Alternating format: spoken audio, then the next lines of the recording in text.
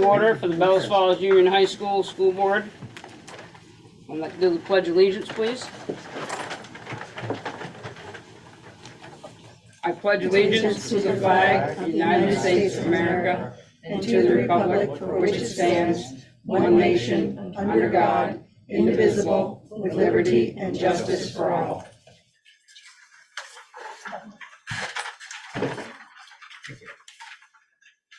Is there any adjustments to the agenda tonight? June? I don't see him now, but I would like to move the athletic director / trainer to maybe under number 5, review and approve. Sure. And yeah. So I'm gonna change it to 6A then, instead of E. Then everything will just bump down.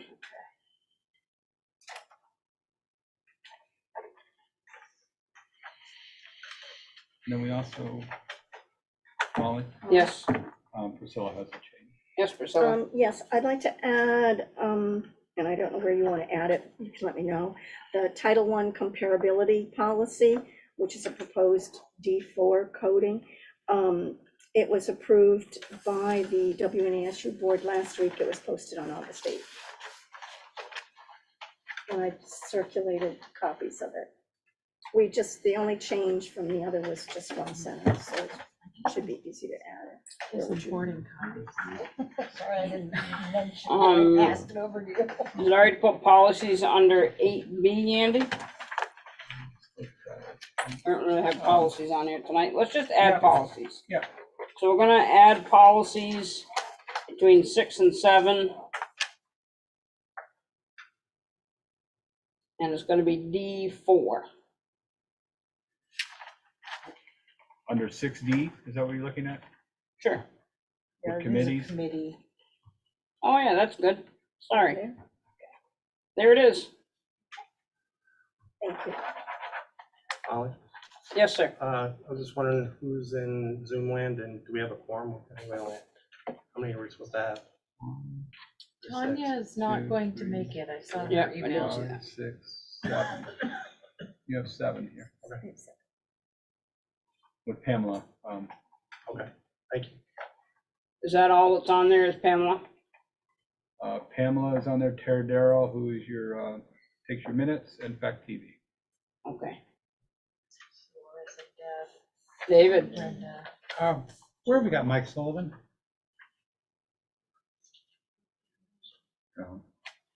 You just asked. Mike Sullivan. Oh, Mike Sullivan, principal's report. Sorry, Dave. Okay, I'm just wondering, you don't live in town, do you, Mike? No, I do not. If we might move him up somewhat commensurate with the amount of travel that he has ahead of him. Where's your home, 20, Mike? I live in Hudson, New York. Oh my Oh, goodness. 40 You minutes south should have been in the. I know you are. I certainly understand the rules here, and there is an agenda, and I don't mind waiting. We should still move you. So do you need him as part of your report, or is he Well, just? I just put him into my report, and then Mike and I again confirmed on Friday that I didn't know if he was going to Zoom or come, and Mike loves it here, so he wanted to come and see us in person, which is great for us. And as I said at the last meeting, I like him here because any questions that you ask me that I don't know, I would go back to Mike, and it just cuts out the middle guy and can get all the questions answered while we see it. So, Molly, may I propose something? How about we put the principal's report at 6A and the athletic director is 6B? Well, I was gonna ask if Jim could go at 6B, because it's something I had meant to ask Nicole to try and move Jim up, just because he's got to drive too, so, if that is okay with you. I think Maybe Jim we was gonna should stay move them for all the, right up to number 2. What do you need Jim for something else? Is Jim that- Jim was gonna stay for the subs part and the tax rate part, number 9. Oh, okay. Okay, Sorry, so Jim. I believe my agenda right now says 6A is principal's report. 6B is the athletic director / is the trainer here. no, Ian was going. This was, Okay, I can go after she can be. You wanna- Okay. You want to? That would be nice. I think it'd be nice to meet her. Sure, absolutely. Yeah. So let's move on to communication and public comments. Anybody on the screen there? Nothing? Yeah, nobody. All right, review and approve board minutes for Molly, July can we 25th. postpone those because they are not able to be found on the That's website? perfectly fine. It goes to- So we are going to postpone approving July 25th minutes because they are not on the website. Hopefully we can get that straightened out. Or have somebody help us figure out where they are. Oh, Ricky, can you let that right in? Thank you. So we are going to move on to 6A, which is the principal's report. Okay, I had Mike. oh, sorry. I had Mike on as number one, but if I can go through, the other five are relatively short, and then have Mike then finish off with the bulk of reporting out on our HVAC and any questions. So AEP and Freshman Academy Program evaluation. As part of the evaluation of each of these programs, I plan to review all aspects of these programs. This was asked at the last meeting. Report out to the board and have each program present to the board in the next meeting or two, depending on when is convenient for them to come in. And that'll give everybody a full round off of each program and be able to ask individual questions to those that run it as well, and hopefully offer an understanding of the importance of each of these programs. So that is my plan for those in the next meeting or two, to have those guys come and present and give you an evaluation of the program and then have them present so that you can ask any questions. The next one I had was the athletic director. He will be presenting tonight, so he's here. Update on our generators. The upgrade of our operating system for our generators will be ready for installation by, this is according to them, by September 30th. The work should take a few weeks and then be ready to regularly use our generators. We are in full demand response capability when that happens. And the high school then hopefully we'll go back to saving cost on our electric bill each month. Update on the smoke alarms in the B and C wings. Smoke alarms for the B and C wings have been installed. This means that all four sections of the HVAC have detectors that will automatically shut off the air intake in the case of fire or emergency. Thank you, John. Thank you, sir. We kept after that and finally got them. So, and they're going to be, I mean, they're here before the kids go back, which was the important point. Update on the opening of school. One of the main areas of focus as we get ready for another school year is school climate. Though many students and parents believe our school climate is in good shape, we're always going to try and improve. On opening day, administration will address each class as we normally do. However, there will be an added focus on diversity, equity, and generally being kind to each other.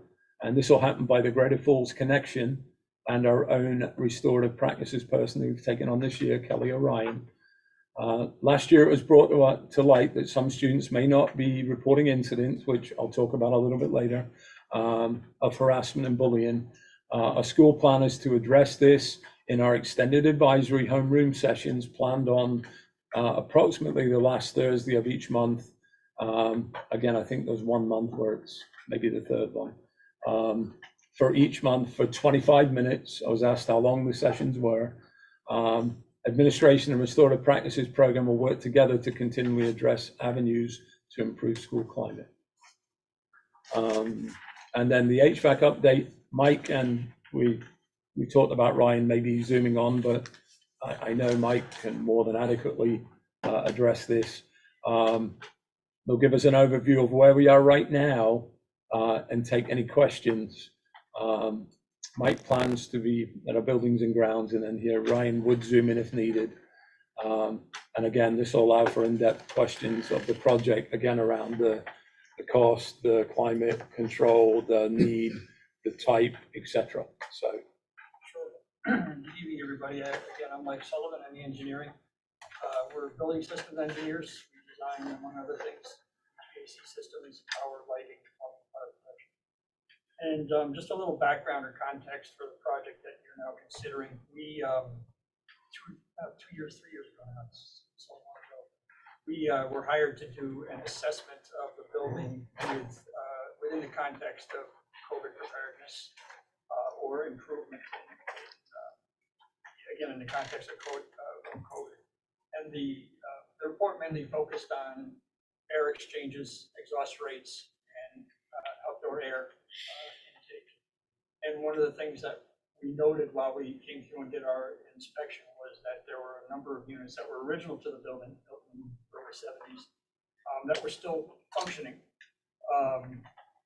And the other big thing that came out of that was there were some functionality issues with some of the controls that controlled exhaust air and outdoor air being introduced to the system. So our report had recommended some upgrades.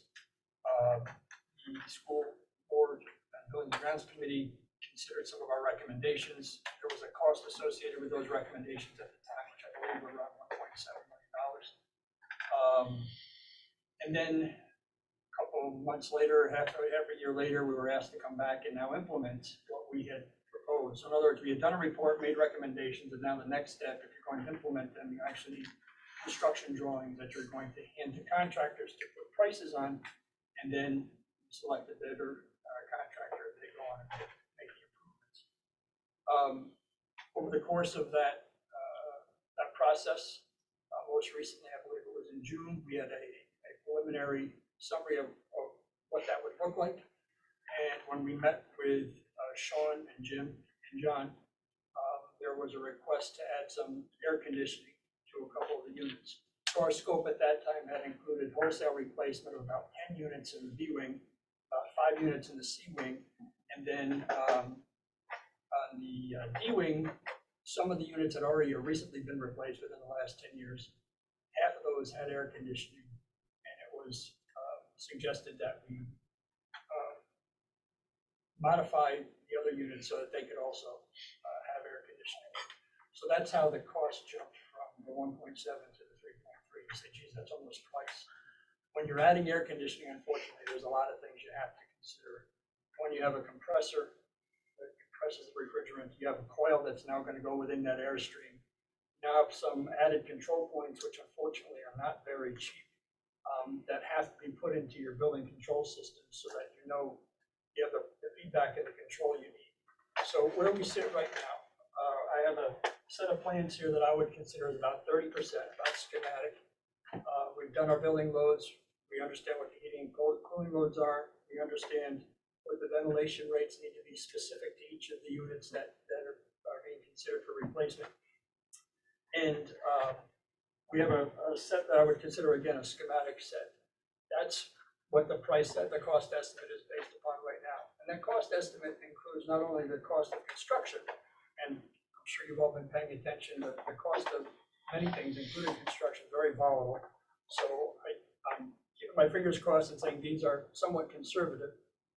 As supply chain issues loosen up, there's a chance that cost is going to come down. I'm not going to guarantee that. But right now, our cost estimate includes the cost of construction, a contingency of 20%, which may sound like it's high, but at this point in the design, it's right where it should be. As we get into more detailed plans, construction drawings, that'll drop down to 10%. It includes overhead and profit. It also includes insurance.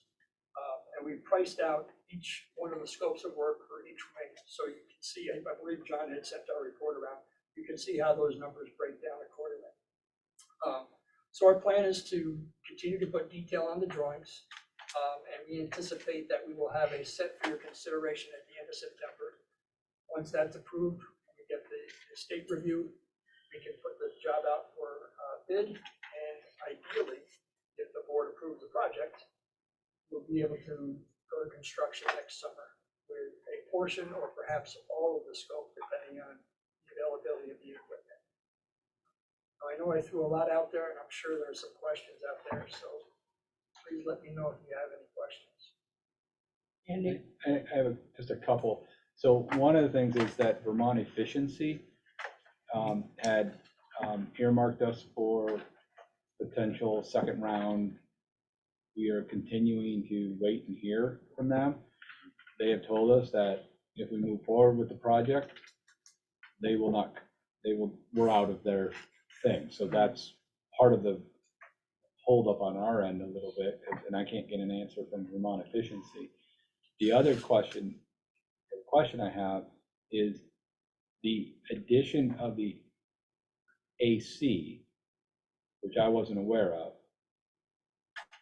Does that change the bid and the original ask for the project? Well, it does increase the construction cost. But does it change? Because when we went and requested funds from Esser, there was a specific RFP and bid that was supposed to happen. So if we're increasing things that weren't asked for in the original bid, is that changing the project? And you may not know the answer to that, Well, but I don't, I would have to go and look at the specific language, but certainly the majority of that project is improving indoor air quality through ventilation and exhaust and control. I just need to know if I gotta go change something, because if it gets if we Just- go ahead with it and then it gets disallowed, this board's on the hook. And Vermont Efficiency was the original manager of the funds that paid for that initial report. David, We have up here on John's wish list, which actually is really useful. First item, HVAC upgrades, $3.3 million, Esser. This is concept approval. If I heard you correctly here before, Mike, you said that it was AC that got us up to that 3.3 level. Is that correct? A portion of that, Okay. yes, was air conditioning upgrades. Okay, so the number that you wrapped around it at this point in time is 3.3. And I'm just simply pointing out that that appears to be consistent with the concept approval on Esser funding, concept approval. I think we're there, Andy. I Okay, think so. I just want to make sure that that's all. June, I'm very much for the air conditioning upgrade, because you get 300 sweaty kids in here and the air quality has got to go down. Right. So the air conditioning would help greatly. But that, I just want to clarify, is the air conditioning, so with the specs that you have, the air conditioning will be throughout the whole building now with the stuff that we have already? It will augment the air conditioning system in portions of the D-wing. There were some areas that we, again, made judgment calls because we knew that there was not necessarily unlimited funds, where we would, provide air conditioning, where we wouldn't provide air conditioning. So it's not gonna, Not building wide. The gym in this yeah, design. it doesn't make sense to have. You know, the gym and the cafeteria, I think we excluded those. Again, Ryan had a good drawing of it there, which would be good to let everybody see at some point. Yeah, we can I'm not send, I capable can of putting forward that out, up there. I can forward the, basically it's like a zoning map for what's existing and what's proposed. But for here, And the gym is a the good least example. cost is, or when I say least cost, it's not a big cost. The 6 units on the roof, 2 have cooling units in, the other 4 can be fitted. And I think that's the least cost of the job particulars from what I remember, so. Priscilla, Yeah, I'm particularly interested in finding out where, if we're not having all of it, because I've specifically asked meeting after meeting that we have air conditioning included in all of this. And so, I mean, I worked in this building and I know how hot it can get. It just got really uncomfortable. And then when you're trying to do summer programs and that, even after the school year is done, it's even worse. So it's crucial. So Yeah, so you're gonna get the information to us about Well, where I it's can not just tell included? you, I Yeah, can just tell you, Please. going by Ryan's map, Yeah, that the gym, the locker rooms, and the cafeteria are both cafeterias are basically the only parts of the school on this map that won't be. So that the whole middle of the school, the C section, that will all be. so the And the auditorium D and wing. The the auditorium, music yes. rooms and art and all of that, and the special edit thing. Yes. Thank you. Any other questions for Mike? Yes. PCB is kind of a buzzword in Vermont these days. Burlington, after a couple of years going to school in old Macy's building because their high school campus was condemned, are looking, I think they got approval from the city council to consider a bond of around $160 million for replacement. Of course, they're hoping that we'll pick up some of their action based on legislative action in Montpelier.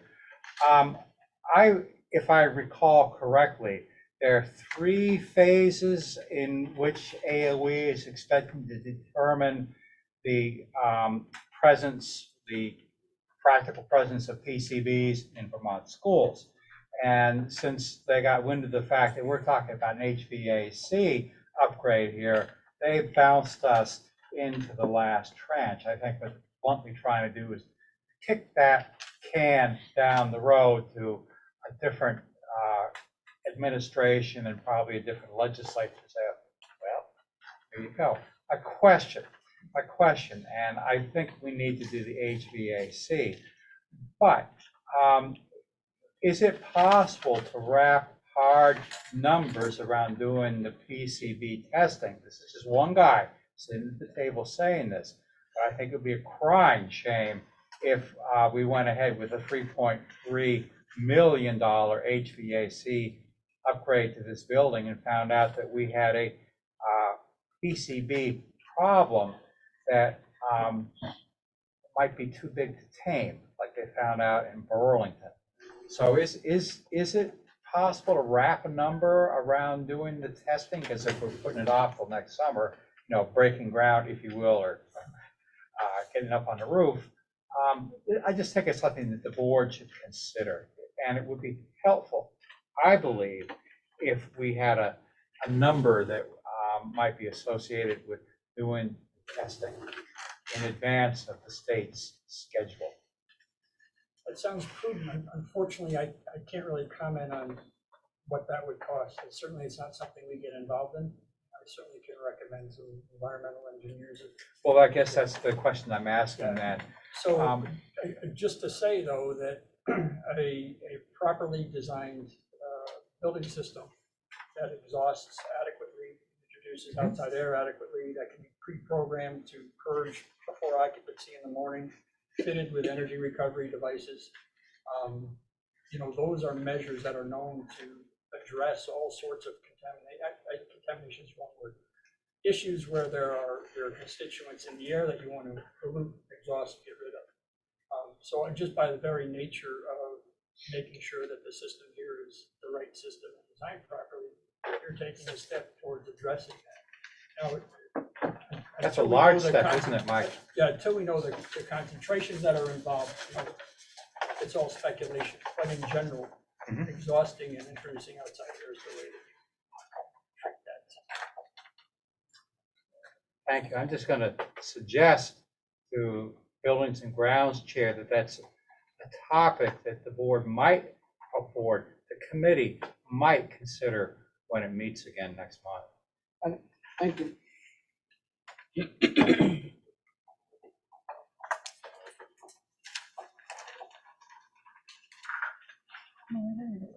Yes, ma'am.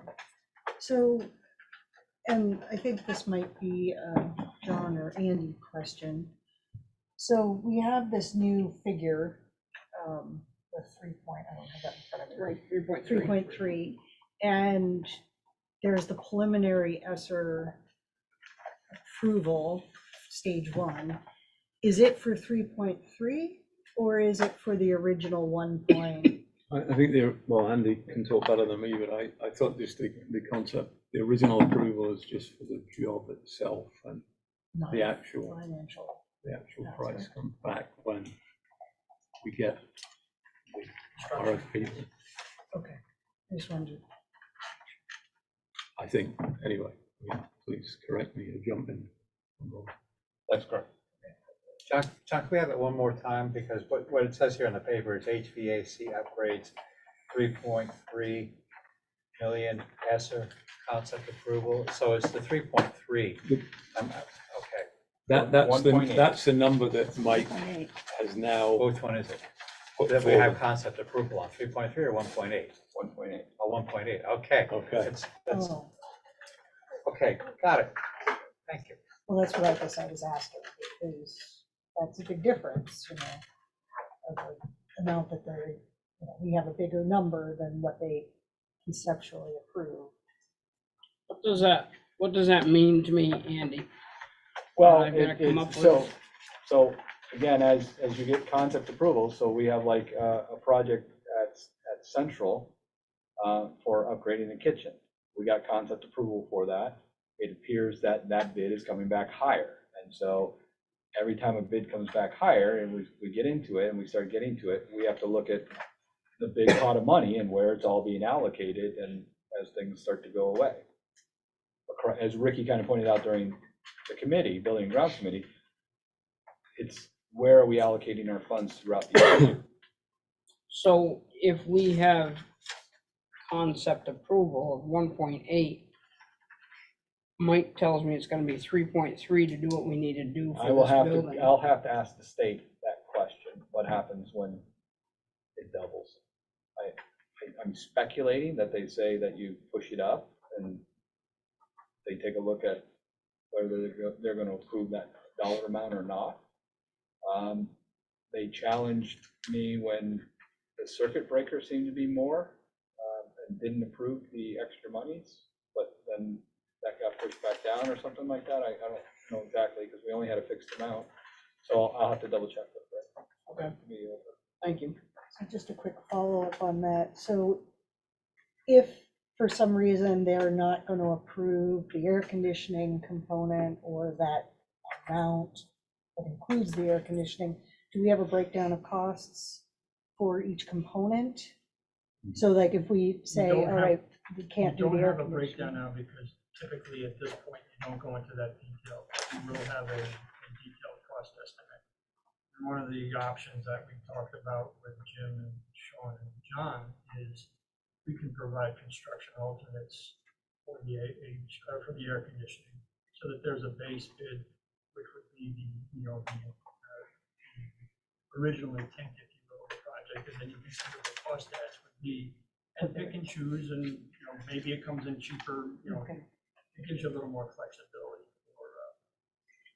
for just this situation. And that would be something that the board would be fully involved and vote on. So it's not, it's all transparent and, So if we had to back it back and not put air conditioning in units, can those be added later? If we make some provisions now. I just will say that 1.7 was 2+ years ago, before we got into the current bid situation or cost situation we're in now. So, it's not gonna be less than 1.7, it's probably gonna be a little bit more. And I guarantee everybody at Esser knows that. Jason? So I just want to make sure I'm hearing what everybody's saying. So we approved 1.7 as a go. No? Nothing's approved. Okay. What did we vote on in? You guys voted to spend $160,000 of local funds to fund the work Mike and his So company far? have been doing, yes. So if we said, thanks, we're only at 160 compared It's to, not at 160, that included some costs for bidding and construction, administration. So that's a total all-in, beginning a job to end the job. I think if we're gonna do it, we do it. But then we have to figure out where the money's coming from. The taxpayers need to be involved. And I think Mike's gonna donate 1.7 of non-billable, he was just about to say. Oh, I missed that part. So, Molly, I think that's the other piece, and the reason why I mentioned Vermont efficiency, because the conversation we had with them was there were specific aspects of the project that grant would be able to cover. It couldn't cover the whole piece, because there's certain things that are new and there's retros, right? Like I said, I'm not very smart in this whole area, but there are certain parts that are retro and there's certain parts that are new upgrades.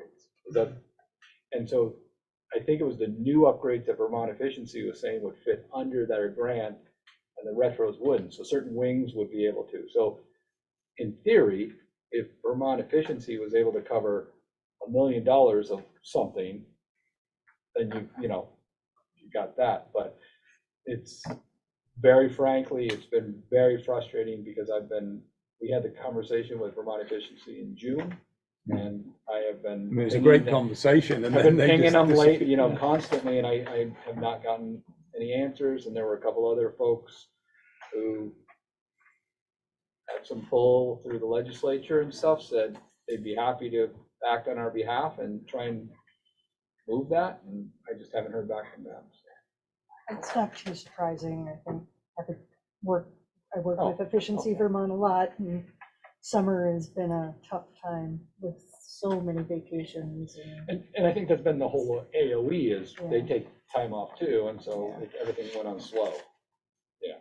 Hopefully, and I think, and I'm not sure exactly where Efficiency Vermont's grant funding is at, but my guess is they're not going to pay for something that we've already spent money on. But, if we're not going to construction until, say, next summer, if we're lucky to do that. Then we should have The a woman I plan, spoke right? with was very clear. I said, we've submitted this just through Esser, and she said, okay, whoa, where are you? Yeah, she said, do you have project approval? And I said, no. She said, then don't go for project approval. She said, if you have project approval, we can't fund you. That's pretty rough. So, I mean, it was that clear to me, so. Hurry up and wait. Okay, If you'd like us to participate in those conversations with us, if you think it's beneficial. anyone else? Are we good to send Mike home? Thank you so much for Thank coming. you for coming. Mike, thanks for coming out. We'll walk you out. It's been great. Thank you, guys. Thanks, Sean. John, was that all for your principal's report? Does anyone have any questions for John? Jason? John, on the generator, number 4, Yes. how many hours a day is that gonna run? Sean's right here. It won't run. The only time it was being used before we were having the problems, and that was before I was doing this job, so I may not be exactly right on all of it. The only time we ran it was when either the power went out or the 4 hours per Month, month or Yeah. week no month. that GMT was telling us to. We never just turned it on, but So it's 4 hours a month? I thought it That's was. what I heard. Yeah, okay. Okay, that's good, because I heard, I It's thought when it they was. when they tell us, but it was 4 hours, and we And We it's the talked to time one when of we're the- closed, we right? talked to one of the guys from, up in Green Mountain Power last year, and that's what he said. He said, one Friday night a month, they're gonna tell you, and from say 5 to 9 or whatever the Yeah. time is, we put That's it what it off. was. Right.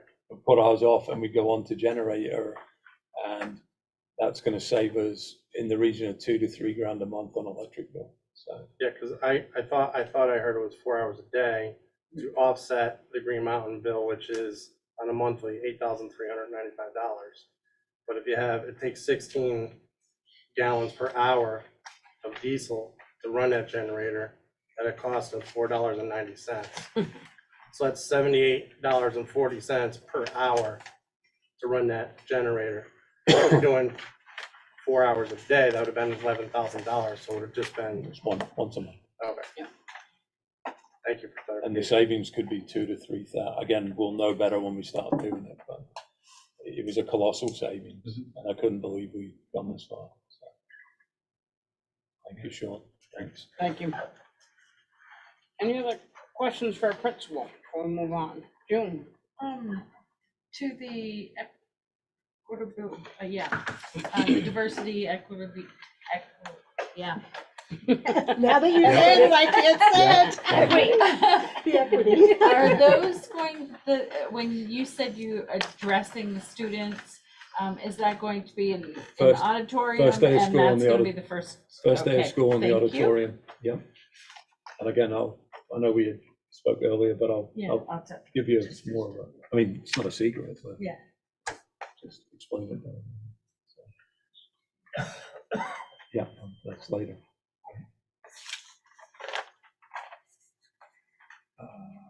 Right there. Yeah, got it. Thank Okay, you. we all set with Mr. Bradley for a minute?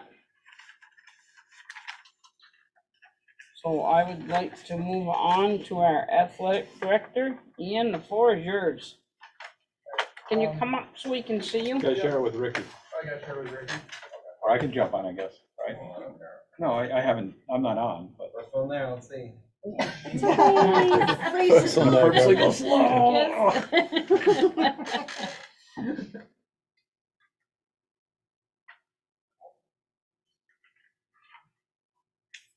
Ricky or Richard? So while, just as a preface to this, while they're, buy them a little bit of time. I know the board has asked for Ian to come and present to give, my understanding is to give you a better understanding of what the day in the life of the athletic director is, what he does, and the impact that he has, not necessarily on them, and then any questions that you have around that.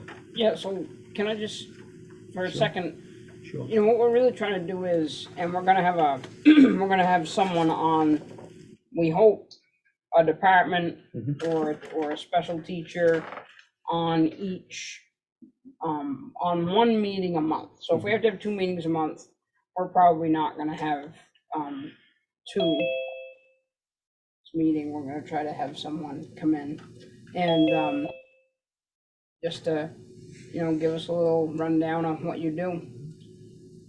Ian, would you introduce our new athletic trainer before? Oh, she came. All right, perfect.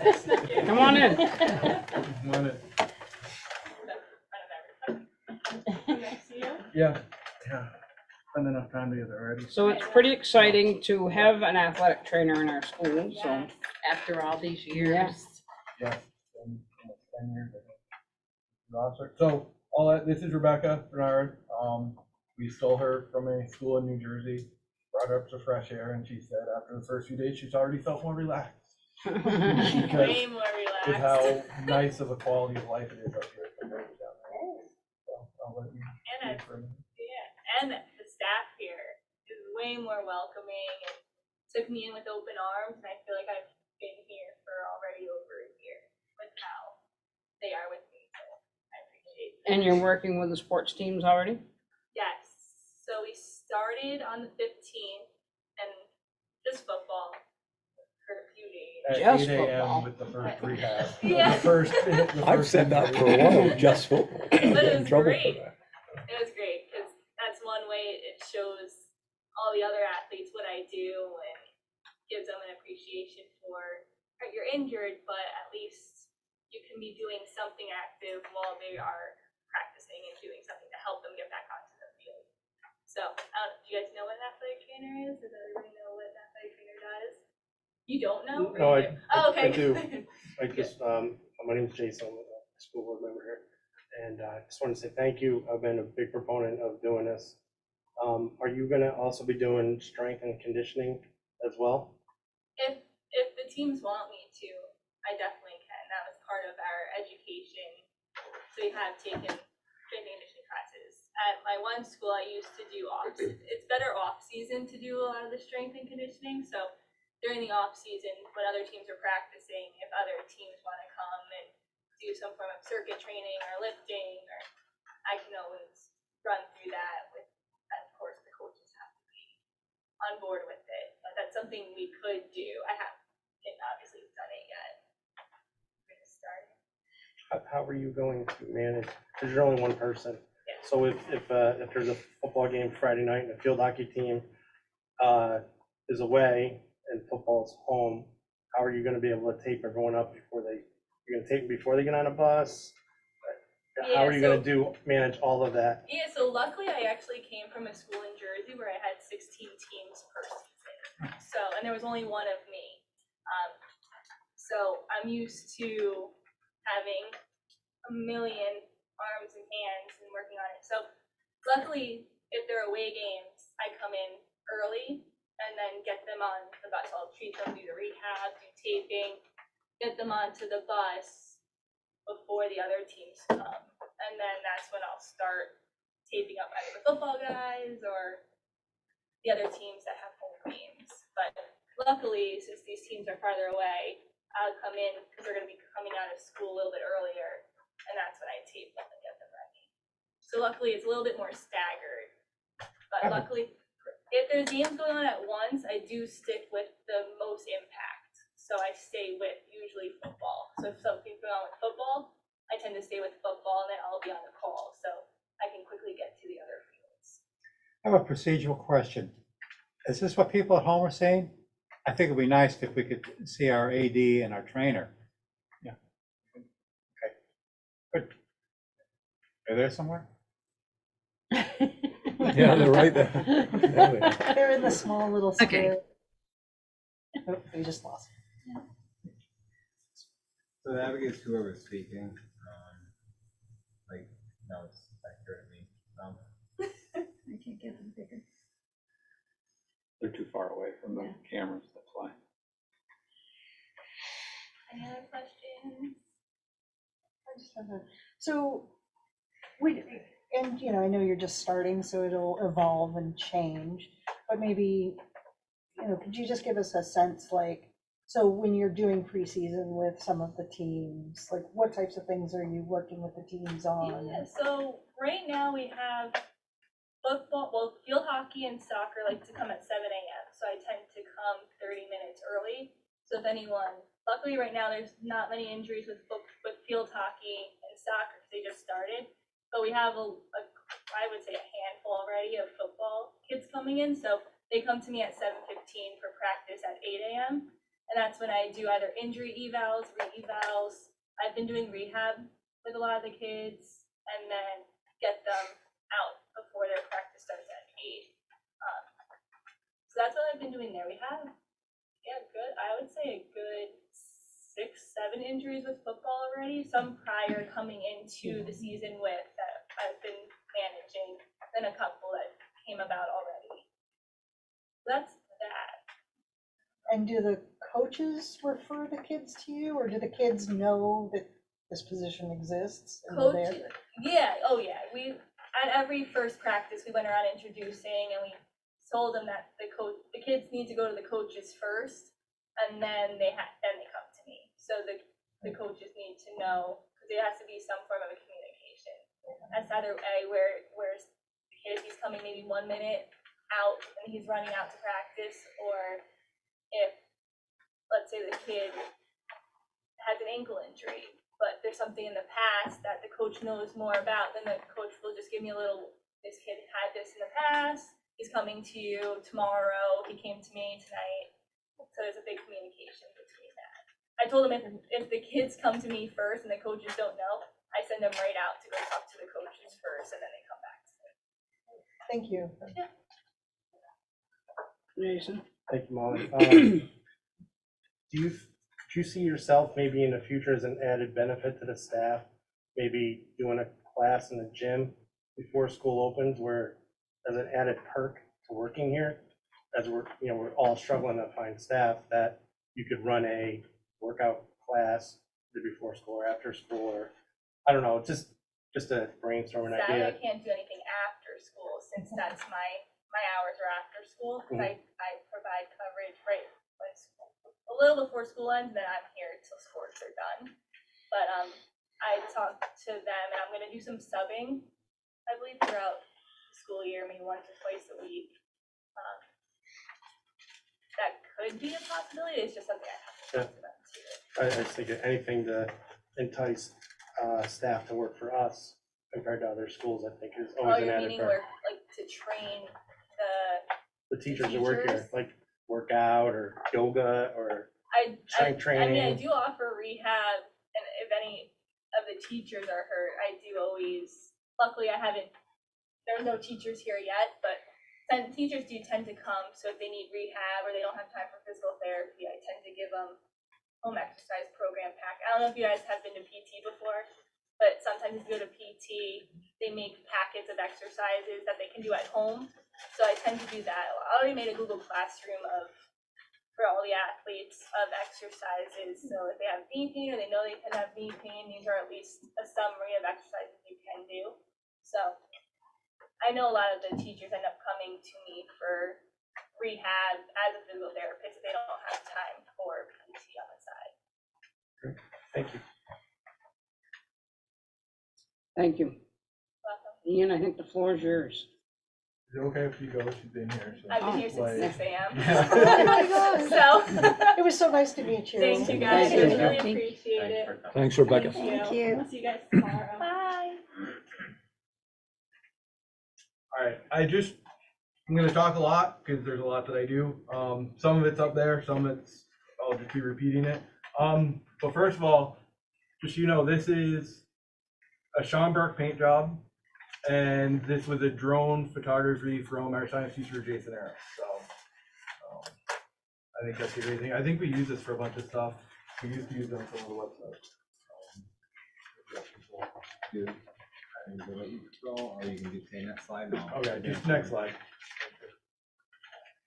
So this is just, I broke it down to our sports offerings and our co-curricular offerings. My position isn't just athletic director, it's all activities.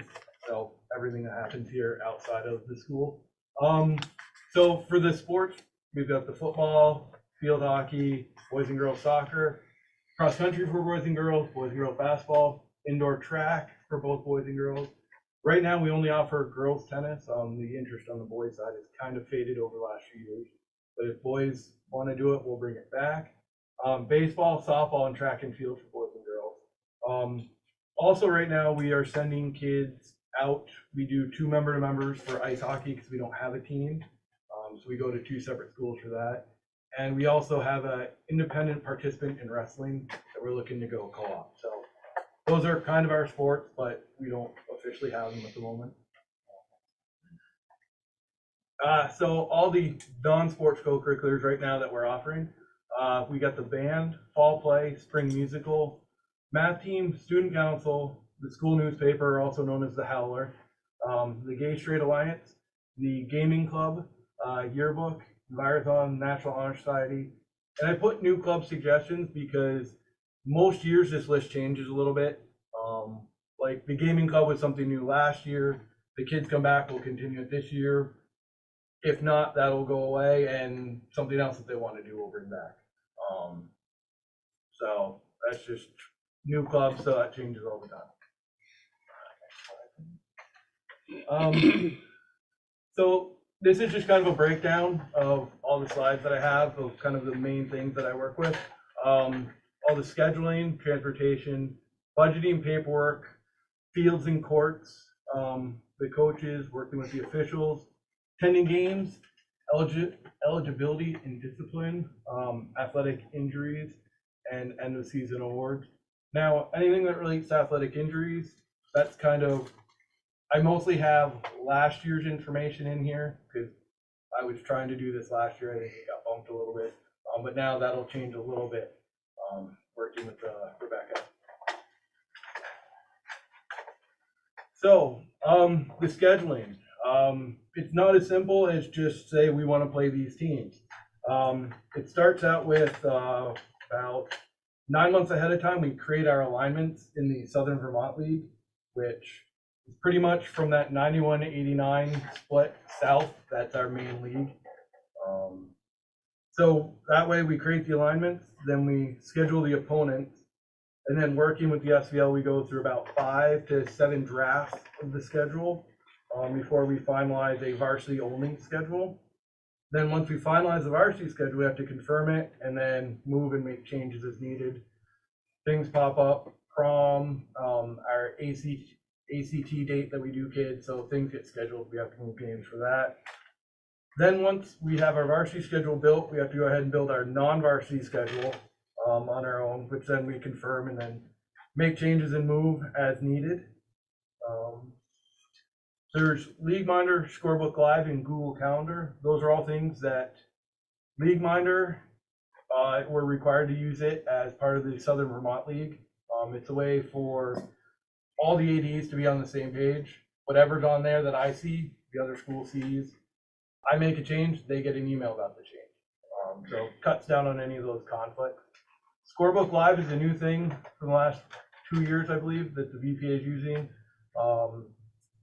That we put on our scores, and that creates our rankings for playoffs through the VPA.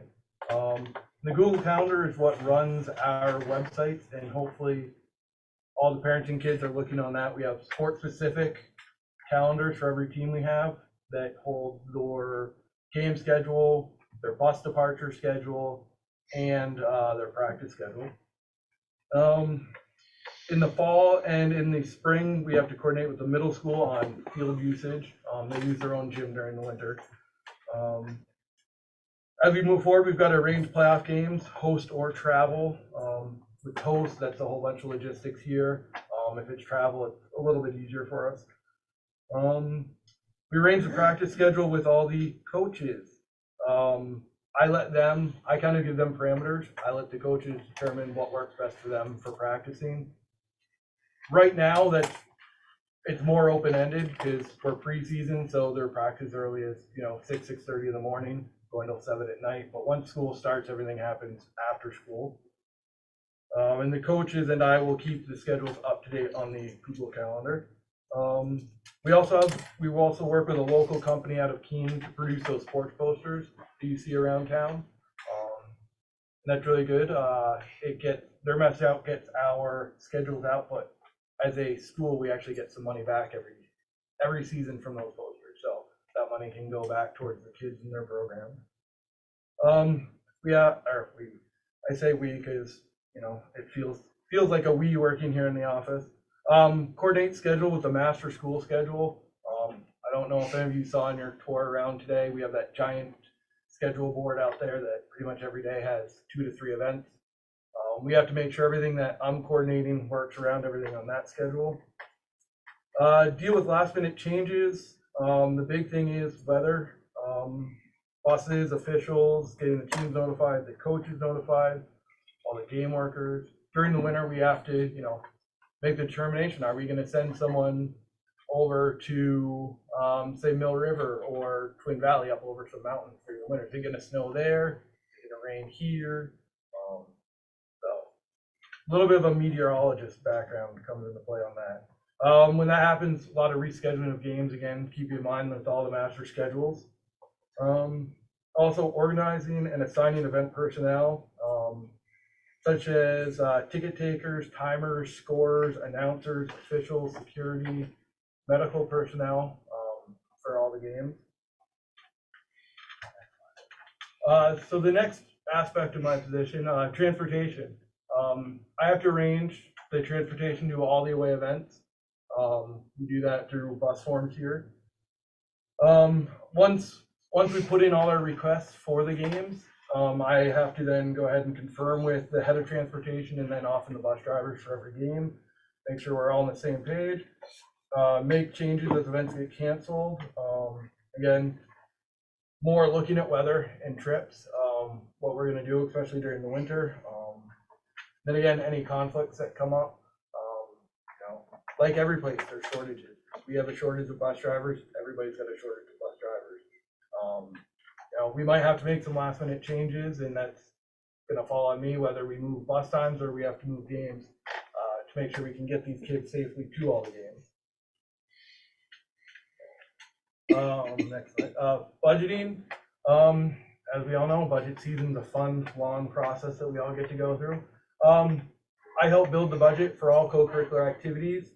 I take the input from the coaches, what they want, put in what I think we should have, and then I sit down with administration. We try to make a budget that works for everyone.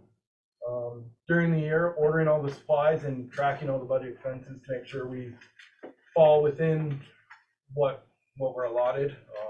Not go over, but also get everybody what we need. Don't always get what we want, but we get what we need. All right, paperwork. When I got into this, I did not know it's all paperwork. Mounds of paper. Well, I guess now it's mounds of digital files. But we have the parent permission form that needs to get updated every year. I take care of that and print and distribute. I have to track all the parent permission. Every kid that does a sport here has to have specific permission for each individual sport for each individual year. Each student is required to have a green card, which is medical information. So if a child gets injured and they have to go off on an ambulance, it's all the medical information they need for that. Track physicals, we have to have physicals. Every kid has to have one a year. It's very hectic, people forget. Insurances only let you get one every calendar year. So we really have to stay on top of all the paperwork, track everybody's dates and make sure everyone gets to stay up to date and informed. With the physicals and a lot of this information, I have to keep Power School updated with all that. So if I'm ever not here or anyone needs some information, we can all find it on Power School. I run the signups here in the school. I also have to reach out to the middle school in the spring for signups when they come up here and then distribute those lists to the coaches. Every year or every so often, I review the coaches' handbooks and co-curricular guidelines and update, make changes as things change, manage, share, distribute, print rosters. We hadn't even started yet and the newspaper's already asking us for rosters and what's going on here. So again, more paperwork and typing, which is wonderful, wonderful. Thank God for Stacy that helped out with some of the typing. Fields and courts. Here we are very lucky. Everybody here has their own space, but we still have to coordinate field usage, court usage. I'll start with the field. 2 soccer teams, 1 field. We got to make sure everyone gets their own time. They each have their games. Make sure that the team that doesn't have the field can go off and have a nice place to practice. We do work a little bit with the middle school. They do all their fall and spring sports up here. So make sure that there aren't any conflicts with that. The court usage, 1 basketball court, 4 teams. Just takes a little bit of scheduling, but working with the coaches, that's all right. But again, we've got to make sure that's all free when it needs to be used. Coordinate facility usage. Because we have such a great facility here, lots of people like to use their facility that are outside of our school. So I help coordinate outside groups that want to use our facilities while mixing in while we get to use their facilities. Make decisions on field conditions. You get a day like today, we might, I'll work with Sean and all that, and we'll take a look. If our field didn't drain so well, we might say, it's safe to be outside, but it's not safe to be on your game field today. We don't want to ruin your game field. So we got to find you another place to practice. So that's kind of the field condition aspect. Field and or court touch up, if you've ever gone to a field hockey game, you see that our goal mounts are a dust bowl come the second game. We often, during the game or halftime have to touch up the field a little bit with some new paint. The courts, you never know. Sometimes we're asked to clean them during games, between games. You kind of do whatever you have to do to keep that stuff up and running well. All right, when's the next thing? So with all the coaches, right now we have 26 coaches over 19 teams, I believe it is. So I make the recommendations on the hiring and firing. I don't actually make the hiring and firing. I just make the recommendations to Mr. Broadley. And we go from there. I'm always reviewing the coaches, seeing how they're interacting with the kids, seeing how they're interacting with me, making sure they're doing what they need to do and what they're asked to do. Improve the training of coaches. We're always looking for new training courses and kind of not pushing them, but requesting, asking our coaches to go ahead. Even the best coaches in the world don't know it all.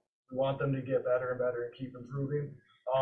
And the VPA also requires many trainings, so I have to track all the training of coaches and register everybody on the VPA website.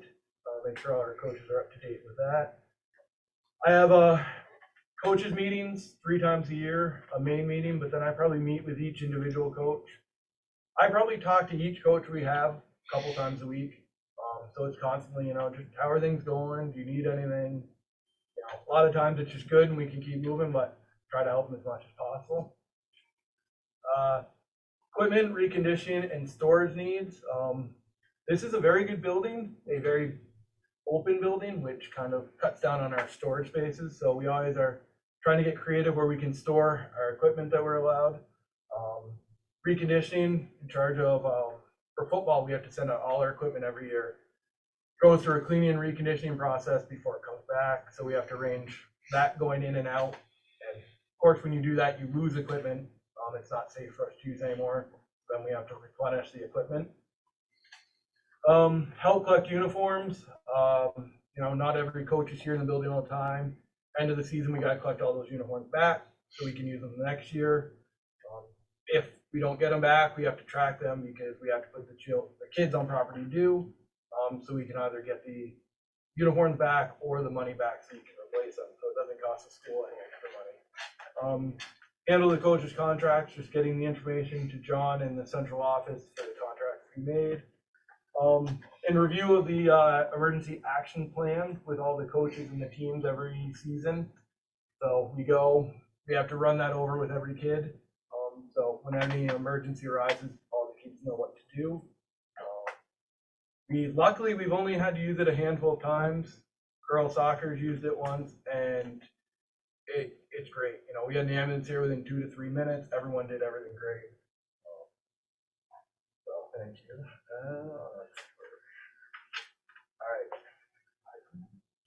All right. I also have to take care of all the officials for the varsity and sub-varsity games. So for the varsity, we have assigners for every game. So I have to stay in touch with them, confirm all our games, confirm the officials, and then confirm with the officials as the game gets closer.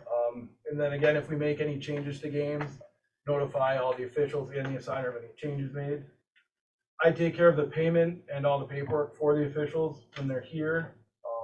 Then for some sports, also we don't have to, but we provide places for them to change, shower, meet before and after games to talk about how the games went. So I can arrange all that. I have to arrange all the JV officials without assigners. If anybody knows anyone who likes to umpire baseball or softball, please let me know. So in the spring we have a bigger pool to choose from. I meet all the officials at the games, again, provide any items that they need. I work with the officials, the assigners, and each sport commissioner when students get in-game discipline. I'll stick with soccer. They're yellow and red cards. As they get carded, reports get written up, and then we have to deal with the assigners and then any appropriate discipline to come after that. So I have to take care of all of that as well. And then again, once I have the discussion with the assigners and the commissioner, then I do have to meet with the student and the coach to discuss what happened. Next slide. A big part of my after-school responsibilities come with attending the games. I know I have it a little bit further down, but the biggest reason why I'm there is to help support the kids. We're here for them. But I attend as many home games as possible. There are multiple events. We're spread out. I bounce around. It takes a lot for me to miss a game. So I've seen quite a bit over the years, but it's always fun. You might not like the sport, but if you know the kids or the people that are doing it, it makes it a lot better to watch. Crowd control, the big events, football,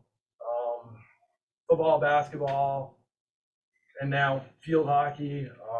When we get these bigger crowds, we have to make sure, field hockey, they have to be so many feet off the sidelines. Football, they can't come too close to the field. Basketball, we kind of split up the bleachers a little bit. They're just making sure that all our fans and everybody does what they need to do and not get out of control. And our fans over the years have been very good, very well behaved. I think one time we've had an issue where we had to involve the sheriff in 13 years, so I think that's pretty good. talked with the sheriffs. We coordinate with the Windham County Sheriff's Office for coverage at events. We cover all football events and most home basketball games with coverage, just in case administration or myself can't handle what's going on. We can involve them. I attend any away games if needed. That happens mostly away playoff games. They like to have a representative from that school come. You become the administrator on duty for those games. If it's a Springfield football game, I go. If I can, I gotta present the trophy to the winning team. Only one year I've had to give it to Springfield. Every year we get to keep it ourselves. Great. 10 playoff games as the administrator on duty. You know, we travel up to Burlington, over to Rutland. We go to all the state games and help the VPA keep a lid on the crowd, help keep everybody controlled, help things run smoothly. Run the clock if needed. You know, we have the clock. You know, you don't need a whole lot of special training to run it for soccer or for field hockey. So I often end up running it for those sports as well. Make announcements. You know, pre-game announcements now. At some sports we have to talk about sportsmanship from the VPA, get that message out there. Other times I'm asked to go talk to the crowd if they're a little rowdy. The officials might stop the game or have me go do it at stoppage of games, go talk to the fans. Arrange to bring money to games, all the games that we have to pay. I got to get workers and bring all the money and take care of that afterwards for all football and basketball games. Make sure all the scoreboards are running and maintained. Since I've been here, we've gotten every scoreboard either brand new or replaced since I've been here, and we want to keep them good working order. So I'm in communication with the company that installed them to make sure they're always up and running. I also, part of my job, I take care of all the eligibility and discipline for all the co-curricular activities. So every 6 weeks or so, we run an eligibility list. I run the list. I coordinate with coaches. Any student that becomes ineligible, then they have to go on 2-week tracking, and that's something that I run through with the kids. I follow and then check in with them, and then hopefully after the 2-week period, they become eligible to play again. So that's administer the 2-week tracking. Handle all the discipline matters that pertain to students involved in co-curricular activities. You know, also through our guidelines, sometimes a student gets in trouble doing something in the community, or back when they used to paint the driveway here and get caught. They weren't doing something in athletics, but it also impacts their co-curricular. Because when you sign your parent permission form, it's a 365-day a year commitment to the school and to do the right thing. So injuries. Right now, I write up and I work and update all the emergency action plans. We have to have one for every location that our teams play or practice at, and I have to review those with the teams. We have to have a concussion management plan, which with the help of the school nurse, we write and we keep updated. Work with the nurse, the ATC is a certified athletic trainer, and coaches on the concussion safe return. Part of your return to play for a concussion isn't just return to play, but also return to learn. So we have to run them through these processes. And again, work with the athletic trainer, coaches, kids, parents, nurse, regards to any injuries when the kids return from injuries. You know, that consists doctor's notes, what they can do and for how long. Again, we want to bring them back as quickly as possible, but as safely as possible. End of season awards. I keep track and I order all the awards for all the sports. I have all the awards printed. We get them printed for each team, each season. We reprint them with the proper information on them. Get those to the coaches. Oversee the plans for each team's end of the regular season awards or their Purple Pride event. Host the banner and state championship ceremony. I help, again, host and set that up. Every time we win a banner, we invite everybody into the gym. We lower the banner. We also like to have something at either Purple Pride or this past year we went to a school-wide assembly every time we win a championship to involve the whole school, get everyone excited about what's going on. Order the banners. all the banners in the gym. There's a great we actually replaced them. They were all handmade up until a few years ago. We had them all replaced with the new ones, and now we can get those made up at any time. All the organizations that I'm a member of and I do different things with. So the first one's Vermont Principals Association. They're the ones that provide all the rules and regulations that we have to follow for every sports season. So I have to stay up to date on all their rules and regulations. We have bi-monthly meetings as a state where we go over and have our own trainings and go over new rules and set the new rules. I'm also a member of the VPA football committee, tennis committee, and field hockey committee. So every year we meet, we review the rules and the Vermont standards, and we set all those and put them out for the state to follow. Let's see, use the VPA to help clarify rules, coordinate the VPA with all playoff games. All playoff games are run by the VPA through us. I also have to work with the VPA and set up all member-to-member and cooperative teams. Any waivers for hardship or eligibility waivers or age waivers. We have to do, every season we have to do an application for playoffs, so I have to take care of that. And then every year for playoffs, we have conference calls before the finals, so I have to take part in those conference calls. The Southern Vermont League is that league I was talking about that's basically from 89 south, all the schools here. For that, again, we have bi-monthly meetings where we review any bylaws, we can go over any issues, we can help each other out. Everybody's facing the same issues that we are. And also in the Southern Vermont League, I am the commissioner for field hockey. So whenever an issue in any field hockey in the southern half of the state, there's an issue that requires discipline or hashing out, I have to get involved in that. The Vermont State Athletic Directors Association, again, that's part of, again, with our meetings with the VPA are also the VSADA. So those are the bi-monthly meetings where we also have trainings. Again, discuss issues and how we can tackle all those. That's also too when they offer training courses. The VSADA will run them through the NIAAA. So those are trainings for me to better myself. They're often 4-hour-long classes. So I can reach different levels for certification if I want. But again, just to expand my knowledge, because no matter how much you know, you can always know some more.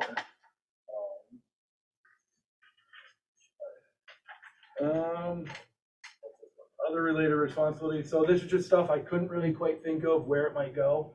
But I work with the Booster Club, specifically Ginny Corson, on setting up at all the football games, all the basketball games, for the concession stands, running their sales, helping them run their sales of stuff, setting up for whenever we win a state championship, they always use their money to buy either jackets or bags or some type of gift to all the kids. They also run 50-50 to raise money because all the money that they take in, 60% goes to scholarships for our kids, and the other 40% they use to help pay for the state jackets and all that stuff. And I will put in a plug that if anybody out there listening or watching wants to join the Booster Club, please let me know. I'll put you in contact with Mrs. Corson. She's always looking for more help. I also have to help keep parts of the website up to date. Each team has their own web page that we keep the information hopefully up to date and accurate on that. Right now, put the med kits together and resupply them during the season. That's something that Rebecca and I will be doing together. She'll figure out what we need. I'll do the ordering. I often have to meet with any kids during the day that might have questions or concerns about things that are happening. Same with parents. I deal with all the parents that have any questions or concerns about what's going on. I get tons of daily emails and phone calls that I deal with. In-season sports emails, I've taken to emailing the whole staff every day what's going on, who's traveling where, who's playing when, at what time, what location, to try to get the staff to come out and be a little bit more involved and start watching some of these games. I have to fill in for the coaches sometimes. I had to do a week of tennis coaching this spring. I just did a soccer practice for the boys the other day. I'll be doing that again later this week. Just sometimes we all have lives, we have conflicts, so I step in and help the coaches out. Make and distribute event passes. I did print June. I was thinking of you. I printed the AA tickets today, passes? and Jason too, because you guys, big families, they're really good. So I've got those now, so just come see me. Work with all our vendors on the orders. You know, I like to try to spread it out, but I also have to work with people who will work with us on price, work with us on shipping. I found a great company that they'll often have the item shipped to them, then they'll bring them to us, so we don't have to pay shipping. That's very helpful, saves us money, allows us also to order some more supplies for our kids. Coordinate with media, you know, no matter how we win or lose or how we do, there's always something good that can come of what we did. So coordinate with the media so they know when our events are, also contact with coaches so they can talk and get things out in the newspaper. I meet daily with John. I'm going into my 14th year now. I probably sit in his office 2 to 3 times a day and we discuss what's going on, the good, the bad, what we can work on. Manage and deconflict. Stuff always comes up. I got to take care of it. If I can't, I got to find a way to deconflict any issues. Now that we have the trainer, I will be supervising her. And this year we're doing the mentor program. So I'll be our mentor for this year. And then part of it too is add new clubs in sports. As I said before, if the kids want something, we will try to do it. We got the gaming club up and running. If kids want to come or adults in the building want a new club or a new sport, that's something I'll take on, the process that we can go through, and we try to add that sport as well. Other than that, I've been trying to find the best way to say this one sentence. But I told you what I do, but I deal with anything and everything that comes up so that the kids can have a good experience and just go play and enjoy themselves. This is a lot of what I do. Every day is different. I can't tell you what every single day looks like because tomorrow I might deal with something completely new. So I don't know. So I just talked for a long time, gave a lot of information. I assume there are probably some questions out there. June. I have several. Yes. Field hockey has been D1 for the last 4 years, 5 years or more. Yes. How come we can't play D1 schools until playoffs? Okay. They often don't want to play us. I will reach out. So every 2 years when we make the schedule, we'll have a league commitment, which is so many games. Every sport has a different number. Then you have some crossover games, and then I can reach out to other states. I will reach out, and they often don't want to play. Scared already, huh? You know, I like to talk a little bit about it, this Mac, but I don't because this is now taking all watches. But yes, I mean, when you go undefeated and you score 100 goals in a year, and you're up north and you're undefeated or 1 loss, why do you want us to come up there and beat you? You don't. You want to have yours so you have a better record. Right. And I mean, you saw because you follow it. We had a very good year last year, and we were second in the division because we don't get to play those D1 schools as much. But it's something that the coach and I are working on. You know, we have another year till the next schedule comes out, and Bethany and I already started talking, and she's going to try pushing some coaches to try to convince their school to let us play them. At least a scrimmage. They are going to St. Johnsbury tomorrow. Yeah. So that'll help.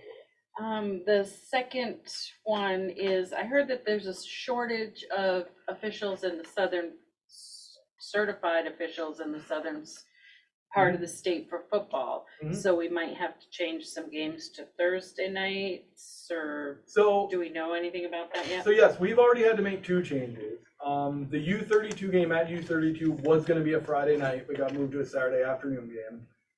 And our week 2 versus Fairhaven, which was supposed to be Saturday, got moved to a Friday night. This year we will not be on any Thursdays, at least unless some officials drop out now. We have said, talking with Coach Lockerbie, we are willing to do that. We did request that if that does happen, you know, if you could try to make it like when we play a Brattleboro or a Springfield, so our kids aren't you know, I don't want to send our kids to North Country on Thursday night. Right. It's just not fair to them. And then in other sports, field hockey, there can only be 3 games played on the day in the southern half of Vermont due to officials. So they're still short on field hockey. They're short, so anybody out there listening and watching again, if you want to become official, let me know, I can point you in the right way. Field hockey, you can make a lot of money being an official. There are a lot of games that need to be covered. So I was told that so many kids were at football on Monday that we didn't have enough helmets for all of them, and we had to borrow some from Brattleboro, Are we getting some more? Are the ones that we got from Brattleboro, I mean, I'm assuming that every school has to send them out to get tested every year, and Yeah, so pleasant surprise, we were expecting 35, we have 44 kids playing. We had enough helmets, we did not have the right sizes. So Springfield was gracious enough to get us some extra large helmets, and Brattleboro gave us some large helmets. They gave them to us for the year, so they'll be painted to color match the ones we have. And then at the reconditioning process, when they go back to reconditioning, they'll get stripped, re-put back together, and then sent back to the school that let us use them. So they're nice enough, it won't actually incur any cost for us to use those this year. And do we have a boys soccer team this year? Yes, we do. Are there enough? Yep, we just hired a new coach, Frank Patterson. We have 15 boys right now out for boys soccer. One last thing, how much are the athletic passes this year? 45 for a family, 25 for an adult, I believe, and is it 20 for a student or senior citizen, I believe. Okay, So thank you. same as the last several, I know things have been a little different the last year, but prices have not gone up. Okay, I'm all set. Jason? Ian, thank you. I have 3 questions for you. Being such an athletic community, do we have an athletic plan, or like, what's your vision to improve our programs? Well, my vision is the more support we can give them, which comes from me, from the school, from the community, the more support we can give them and make these positive experiences, the more kids that will come out. I think you can learn so much by playing these sports, and you've got to show the kids that, and that I think is the tough part. You've got to convince these kids to come out and do this so they can see what they're missing. And you know, we must be doing something right. We are up this year. Our numbers have increased by about 10 to 15 kids this fall over last fall. Someone else brought that up to me actually this morning, what we might want to do, and we started talking about the possibility of, you see it in colleges that you get the sports teams, there's like a fair type thing. You get members of the sports team to be out there, and kids can walk through and talk to people that do the sports and, you know, get an idea of what it's like. Just another way to pass information on to try to get kids motivated and wanting to do our athletics. My next question is, so I listened to all the slides, and the one thing that I did not see on there, which has bugged me for a couple of years now, is what programs do we have in place, or do you have in place, to help the kids continue the athletic career in college? Media, photos, highlights, counseling, camps, etc. Because I can tell you, from a parent's perspective of an individual who wanted to play at the next level, anything that went to the colleges was from his parents and nothing from the school. No stats, no nothing, no video clips. We had the huddle in basketball, which you provided, thank you. But we had to put that all together. There was no, like, when you go to like other schools, that Vermont's already looked down on athletically compared to like New Hampshire, New York. I mean, we're just looked at, oh, it's just Vermont. So we really need to, you know, I wish what I'd like to see you do, I know you're busy, but I think kids that want to pursue this at the next level, we have to market the players to help them, because it's just non-existent. So, you know, I would like you to consider doing it. I think, you know, field hockey, soccer, whatever. You know, it's just, this school is known for athletics. They have 63 state championship banners. And you just said that part of their growth is their learning. And that's how kids learn, by coming out and playing sports. So I wish that happened for personal reasons, but I think going forward, you know, for personal reasons, you can help somebody else that wants to pursue this at the next level. And it just hasn't. So I don't know what, if you're too busy with clerical work and So, you need to work on that stuff. so part of it is, you're gonna have the most video of your kid playing your sport, or anyone. I mean, you know, I don't have the video. We have looked into doing videos out at all the fields, but that requires Wi-Fi, requires a lot of money. So right now, when I get inquiries in the mail and through email about kids or anyone who might be interested, I funnel those through the coaches, or if it comes with a kid's name specifically, I get that out to the kid. But, you know, let me know what other schools, I'll reach out to them that do this type of stuff, find out how they do it, because unless I have film of the kids, it would be hard for me to market and put together stuff of our kids to send it out. I just think it really just takes it. An individual, could be a coach, could be anybody that really wants to see those kids excel at the next level. You know, I don't know where the glitch is.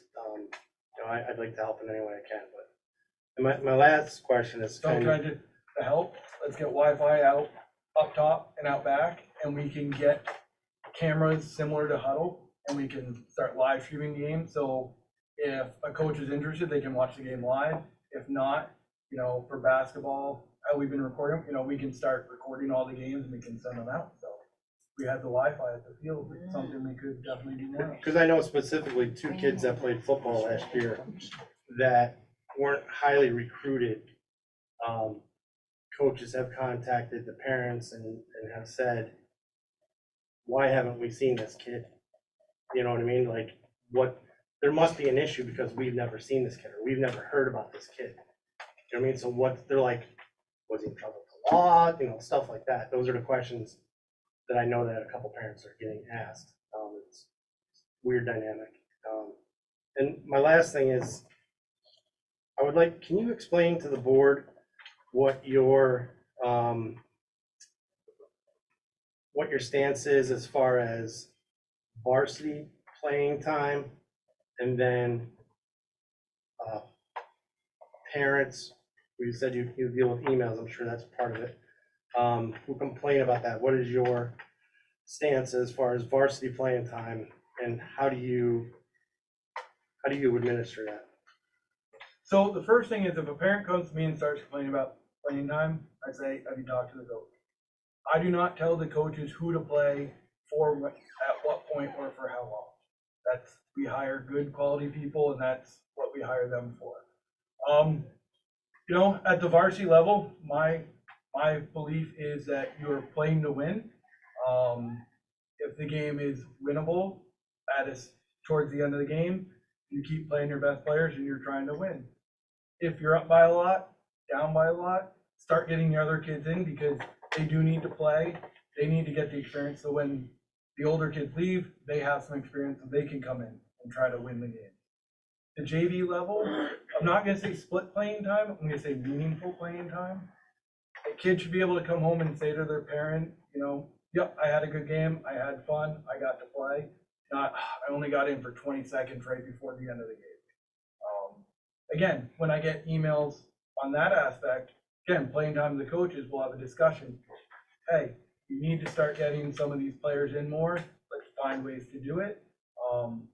In baseball games, sometimes maybe get them in a little bit earlier, or basketball games, you know, first couple minutes of every quarter, try to mix it up. So we try to come up with solutions that way, but playing time starts income from the goats. I don't dictate who plays when or for how long. Thank you. Thanks for taking your time tonight. Thanks for having me. Priscilla? Just a couple Yeah. things. I saw spring musical on there. Is that under drama club or do we not have drama club? So the last couple years, so drama club is in the class. Because there's that class going on, so they did like the murder mystery at the end of the year. So yeah, that stuff sort of happens. I don't know what's going on this year yet, with some shift in personnel in the building. That's a class. But no, sorry, I missed that. So yes, there is the drama class that did the murder mystery as well. Okay. And then hopefully we'll be back to a full-fledged spring musical and fall play this year. Knock on wood. Thank you for that explanation. And just a plug for all the board here to get the football card. It's only $20 and it is well worth it. I use it regularly every year Some if anyone and needs one. just a great thing. A lot of it also helps a lot of our local businesses. That's one way they get people in and make money as well. Thank you. Thanks. Anybody else got any questions for Ian? Good job. Thank you very much. Thanks, Ian. Thank you. Go Terriers. See you all at the next game.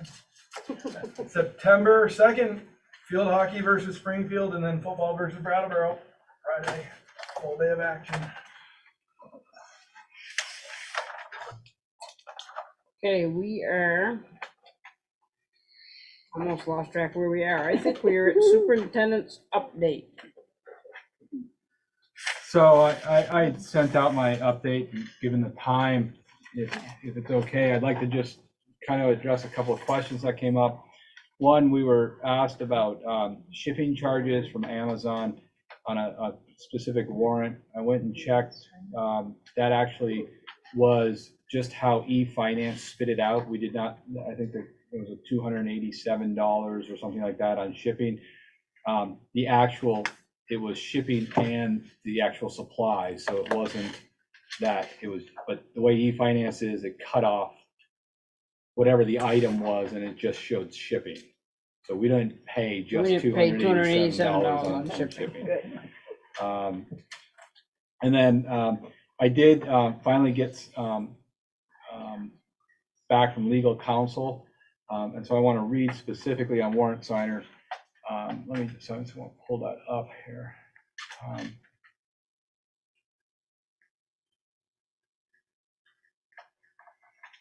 So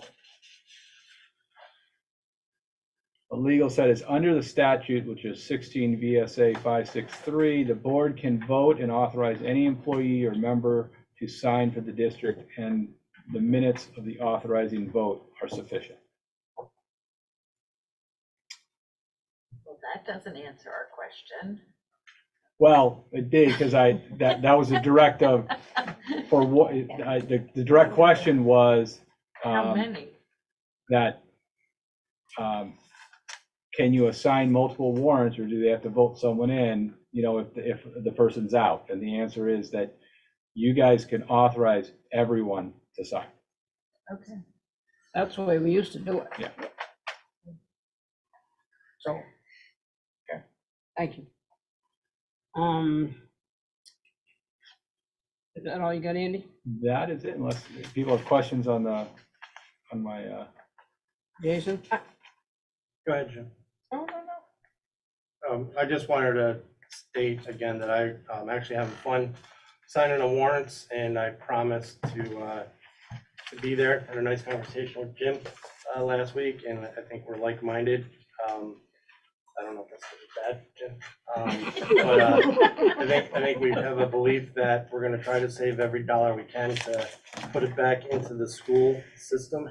And you know, I think it's important that we look those over, because I wasn't going to sign last week because I saw the audit didn't like everything. I don't know, has anybody not signed warrants before? So everything has a backup to it. So the only thing that didn't have a backup was there was an audit done for the tune of $11,000. And I wasn't gonna sign the warrants because I didn't see a backup, like a timesheet punch in, punch out. So I didn't feel comfortable signing it, and the explanation was they're working from home, or they already did the work here, and then they're doing stuff at home, and my belief is working from home is not really working. If I'm gonna sign for $11,000, I want them to be in the building looking at files or whatever they do, but I felt comfortable with Jim's explanation, so I did sign it. Anyone else? June? I just have a question about the Esser bonuses. Have they gone out, and were those for all employees, the bus drivers, the kitchen staff, janitors, etc.? The Esser bonuses went out on August 12th, and it was for all employees who are currently employed in the SU except for myself. So everyone received a portion of the bonus based on their prorate of when they started and what they actually work. So if they're a full FTE, they would get the full amount. If they're a 0.6 FTE, then they get the 0.6. But if they started in February, then you have to prorate that back. So, and then everybody has different taxes, and this is why it took so long. This is half of why it took so long. And then everyone has different tax brackets and different tax pieces and stuff like that. So some people, theirs are different than others, so. Okay, perfect. I was just, I had heard that there was one group that might not have be included in that, and I just wanted to make sure that everybody was included, because that's the way I understood it when you brought it to us. Mhm. Thank you. And new employees go out?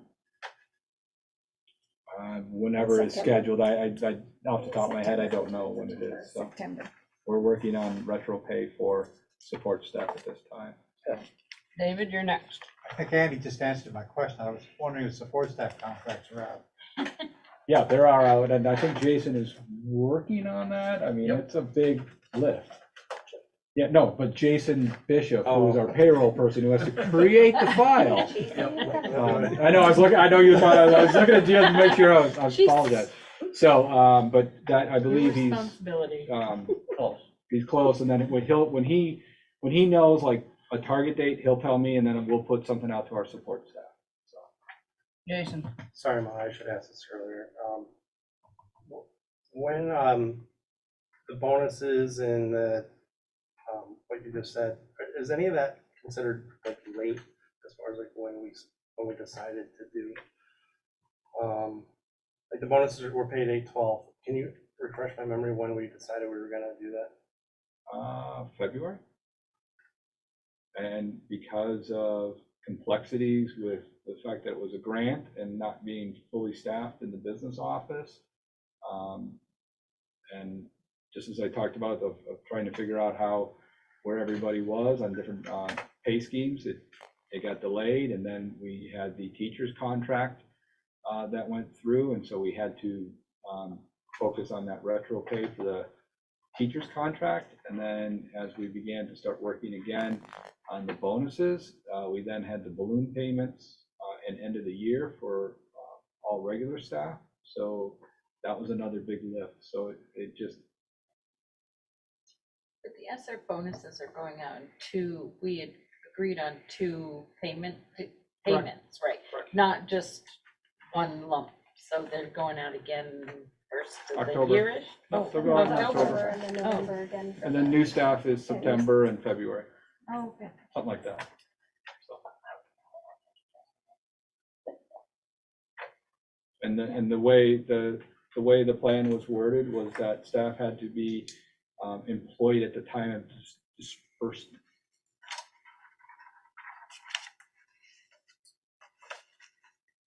Thank you. Anybody else? We're all set, Superintendent? Yeah, the 403B also got straightened out too, so, right? That was supposed to be August 1st, but that's gone out now. Yes, I mean, it went For the out on Friday, retirement yeah, people. so. Jim, I think you're up. Finance update, donation procedures. Hey, well, listen, I want to say that Andy was remarkable in putting this donation policy procedure together.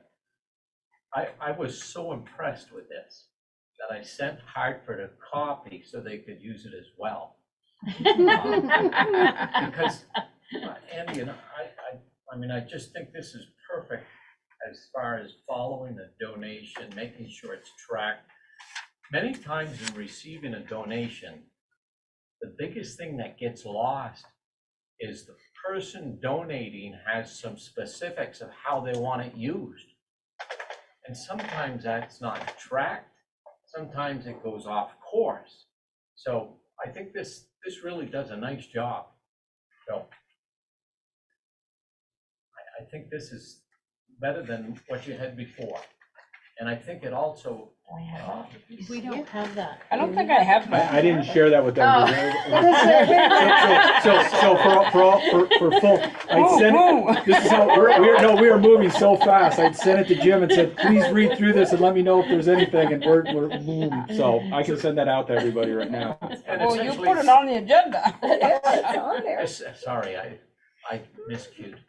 No. So essentially, for those donations that are over $1,000 or over, they have to start out with the superintendent approving it. And if somebody is trying to get some solicitations for donors, the superintendent has to approve it before people reach out to the donor.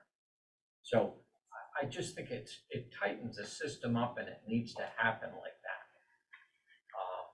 So I think this essentially, once the donation is secured, the business office certainly keeps track of it, and because of some of the GASB, which are the accounting requirements, we have to start bringing some of that in-house as well at some point in time, the student activities. So we'll be accounting for all of that piece.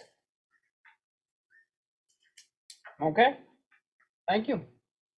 Just a quick question, since we haven't seen the actual document, I'm assuming that this is just sort of the financial end of tracking donations and not necessarily the administrative part of being in touch with the donor and saying thank you and that kind of stuff. I mean, there's a little bit in there, because it gives some,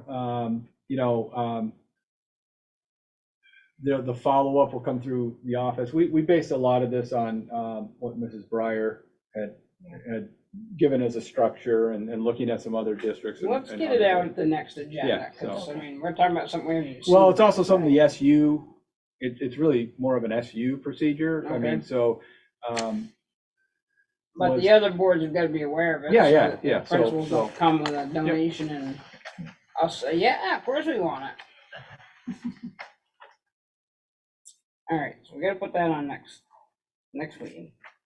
We've done the principal report. We have a policy D4. Priscilla, it's all you. Okay, first, let me make a motion that we approve Title I comparability policy proposed as D4. This is basically, it was warned on the state that was approved by the WNESU last week. So the only change from our previous policy is adding the first sentence that you see on there. So would you read that so the public knows what we're doing? Sure. For all schools in the Wyndham Northeast Supervisory Union and its member districts eligible to receive Title I funds, the Wyndham Northeast School District shall ensure that the Title I funds are used to supplement local and state funding and not to supplant them. In other words, we're adding it as additional money, not in place of what's being done. And then the rest of the policy stays the same, which is the school district in which the school is located. So this is staffing levels, curriculum materials, and instructional supplies for Title I eligible and non-Title I eligible schools. The district shall use local and state funds to ensure equivalence among schools and staffing and the provision of curricular materials and instructional supplies. Students in all schools shall be eligible for comparable programs and supplemental supports. The district shall utilize district-wide salary schedules for professional and non-professional staff. The superintendent or their designee shall develop procedures for compliance with this policy and shall maintain records that are updated biannually, documenting the district's compliance with this policy. Any questions? There's a motion on the floor to accept policy D4 as read. Is there any discussion? Yeah, just where are we in the process here? We're warning the policy? No, it's already been posted and it's already been approved. It was warned on August 8th. By this board. It was warned for all boards on August 8th. Oh boy, here we Because go. it's posted. Here we go. And that's what we agreed to, The David. WNESU cannot make policy incumbent on local boards. And to suggest that the WNESU has warned a policy on behalf of Bellows Falls Union High School Board, I believe actually contravenes statute. So I think that this is one where this board member will be much more comfortable with warning the policy, because we will be adopting a policy on behalf of this board tonight, right? Adoption. We will be adopting a policy that our constituents don't even know about because it has not appeared on this agenda. We are taking a very substantive action. No problem with policy, but I have a great deal of trouble with the notion that the WNESU is going to subsume this board's responsibility for policies. You know, in my judgment, absolutely an incorrect interpretation of the authority of the WNESU. Yeah, I struggle with this, David, because I've learned from you and other people that policies were done just as you have explained. And now they keep telling me that's not the case. I want to just follow that up and say that it was agreed at a point in time that it would be far more efficient if the WNESU was the generator of policy. I'm going to give you a very good example. The WNESU, based on this interpretation, could create a graduation policy for this board. And I would submit to you that that would be an improper action on the part of the WNESU board to do so. And I really think that we have a responsibility to own the policy, have it presented for inspection by the public, if you will, whoever watches this stuff, and that the public then have the opportunity to comment to this board if it feels it's appropriate to do so. We are, being asked to take action here on an unwarned item, which I would submit, is simply not in a form in which this board can adopt it, because this board has never warned it. So there was at the last policy meeting, there was a couple that were 100% high school policies, and I did take those two and say, wait a minute, that needs to go to the high school, because one of them was about graduation, and that's up to us to make whatever change wanted to be made, not someone else. So yeah, that's really all I know. I know that this one they told me was kind of a blanket thing, but I'm game for whatever you guys want to do. Can I speak to that? Just a minute, you're next. You Robert's Rules people of order, can we legally adopt this policy since it wasn't on the agenda and warned on the agenda? And when we got to the meeting, we just got copies of it. I just want to know if we can legally do that with the open meeting law and Robert's Rules and yada yada. Margot? I hear both where Priscilla's come from in the past and where David's come from. And I think I'm somewhere in the middle of both of those. But, you know, like tonight, as June just pointed out, we've not seen this prior. And so it makes me uncomfortable to vote on something. It's short, we can read it, but not all policies are. Right.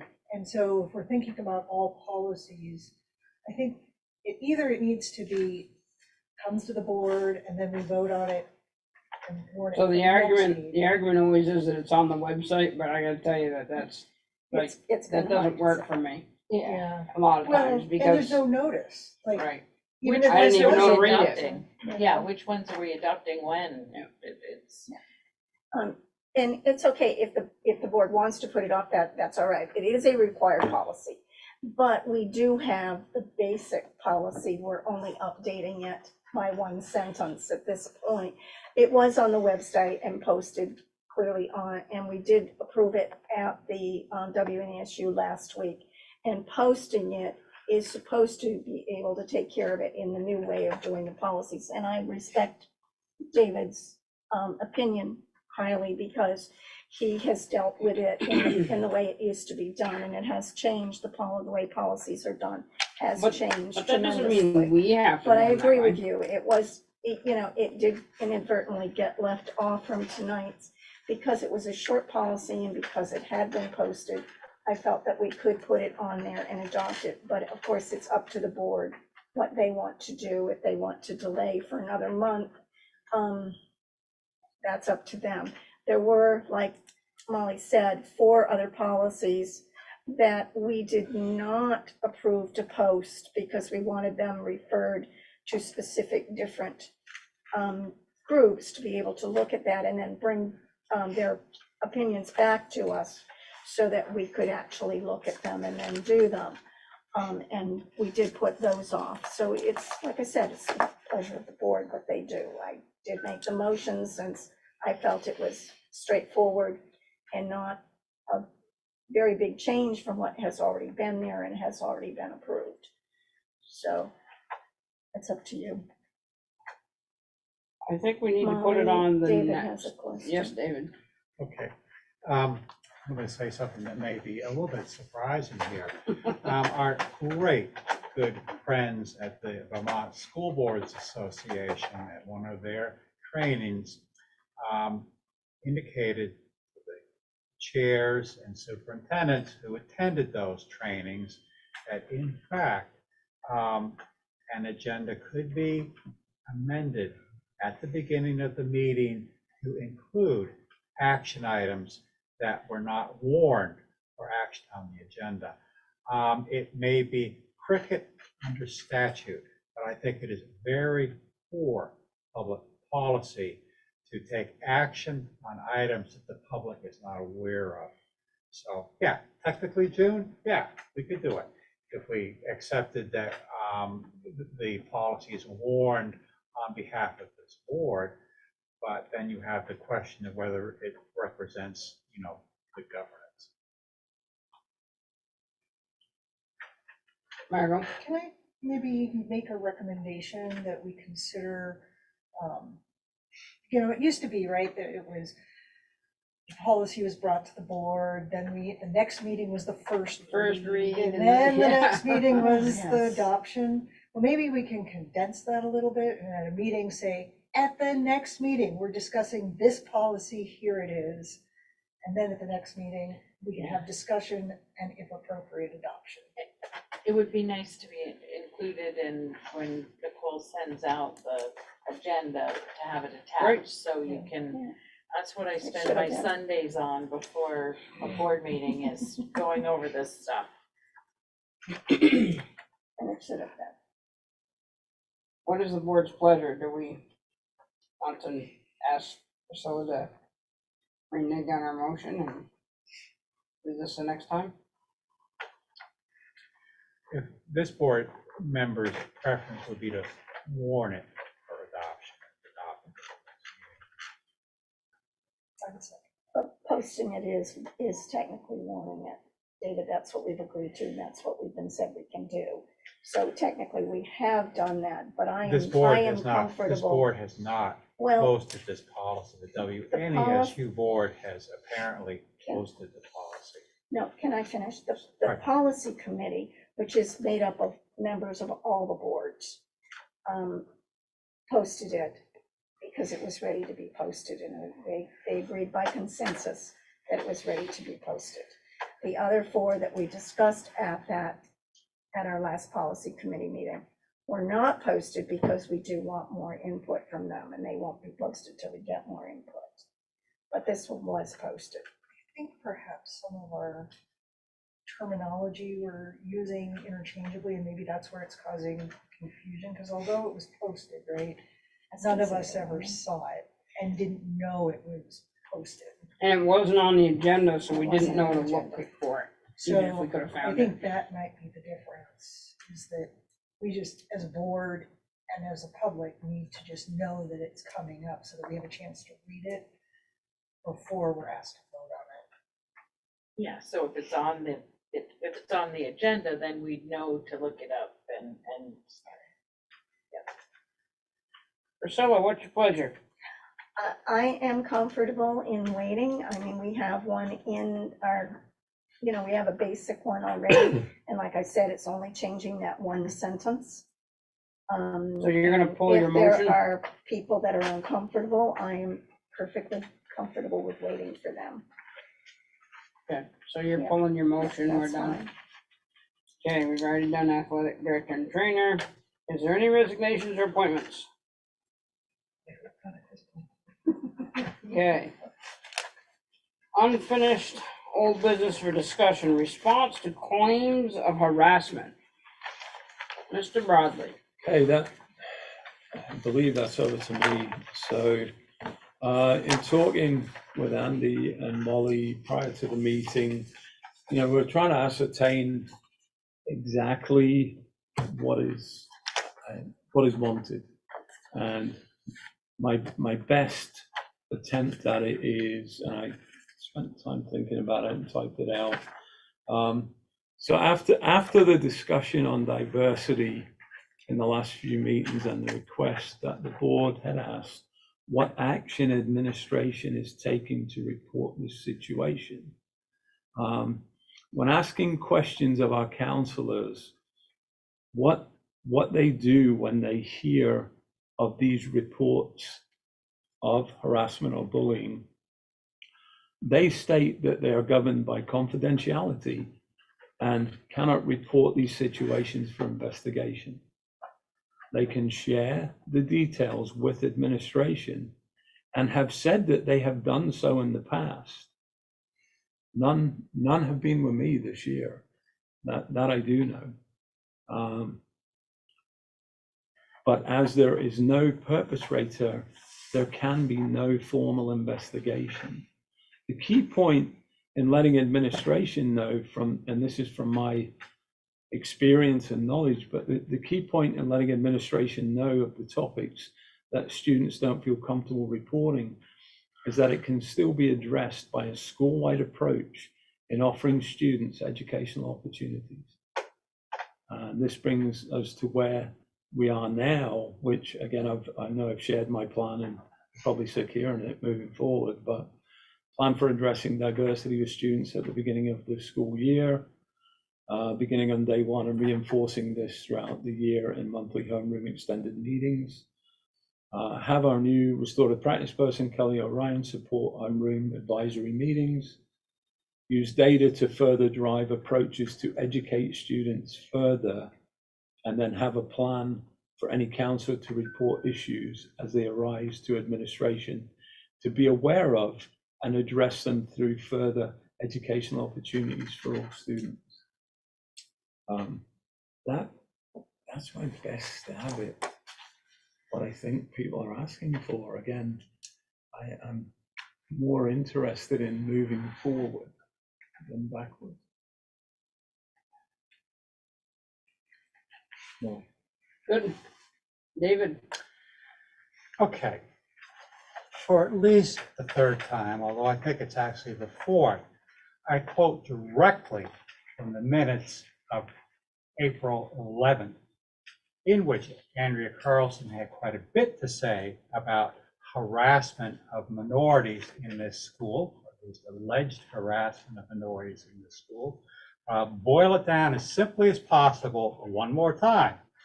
Andrea said, and this is a direct quote, "I have worked here for 20 years, and during that time it has been reported to me each year that racial incidents happen regularly at BFUHS." That is a statement which is in the minutes, or you can go back to the meeting tape and watch it for yourself. Okay, and after making 2 requests during the month of April for follow-up, in May, on the 17th, I requested an agenda item, steps taken to address allegations of inappropriate behavior towards minority members of the BFUHS community. And I'm going to read it one more time, just in case it went too quickly. Steps taken to address allegations. Steps taken to address allegations of inappropriate behavior toward minority members of the BFUHS community. And I will be blunt here. Administration has dodged this question for 4 months, and I have no doubt that administration will continue to attempt to dodge this question. That was a wonderful statement we just had. That statement should have been part of our information packet for tonight. And to bring it up at the table at 8:30 at night is a classic ambush. And I resent that kind of tactic on the part of administration. I am not pleased that administration seems to be continually unable or unwilling to address the very simple question of what steps have been taken. And the reason this matters is that this kind of behavior has been ongoing for 20 years in this school. It has been unacceptable for 20 years, and the fact that steps weren't taken to put a stop to it 20 years ago is, I don't want to use the term criminal because it may not be criminal, but it's extremely disappointing and reflects poorly upon this school. And I think that we need to understand it. Either these incidents that are alleged by Andrea Carlson have a basis in fact, and that steps have been taken to address them, or maybe they don't have a basis in fact, and that it is an unfair characterization of this school. I think we have a right to know which it is. Thank you, Molly. Jason. June had her hand up first. June. I guess this is a question for Andy and John. Aren't all counselors, well, all staff members for that purpose, aren't they all mandatory reporters? So mandatory reporting is for harm and things of that nature, not if someone comes in and says to me, that guy over there called me a racial slur, that's not a mandated reporter. If that guy over there propositioned me, I'm a mandated reporter.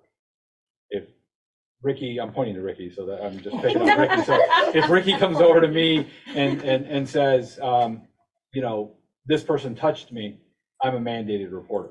If Ricky comes over and tells me that someone called him a racial slur, and I don't want you to report it, you don't. That doesn't fall under my understanding of mandated reporting. Is not it's not under that same umbrella. And oftentimes, I think I've explained to the board in my past as a building principal, oftentimes I've had information brought to me, but a student might say, I don't know who the kid was, or I don't want you to do anything because I don't want it to get any bigger. And you try and work around that in some way to try and respect that, because there are subtleties in doing that.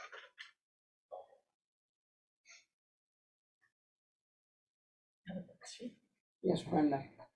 I didn't even realize you were back there. You're so quiet. On that subject of mandating reporting, if that's true, then why do I have this that was on the agenda at WNSU saying that we might be mandated in some ways in instruction for things that aren't even reported. And why are those things, we're making policies on things that, represent a broad. And to Andy's point, these things become more channeled for solution through a process.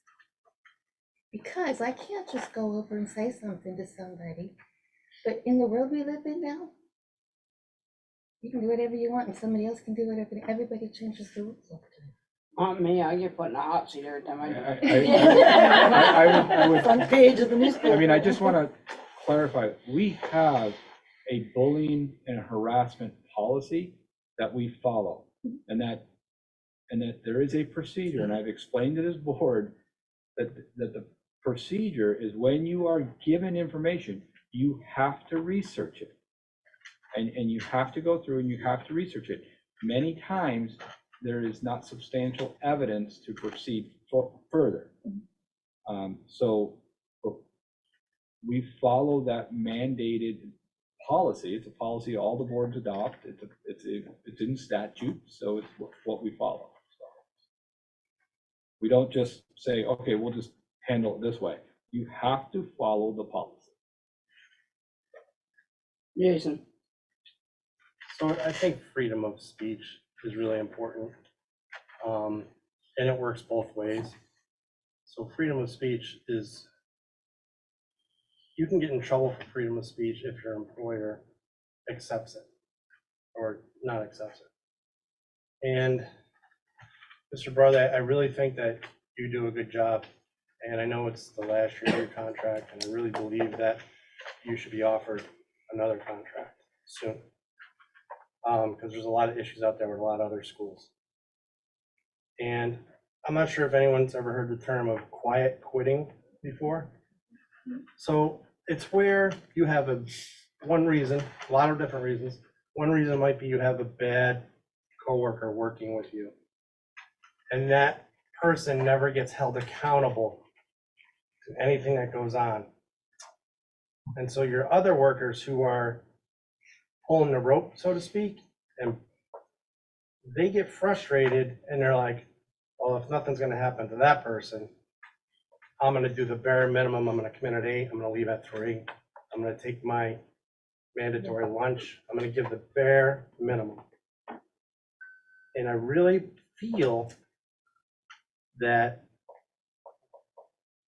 as we go forward, I don't want to talk about this anymore, I really don't.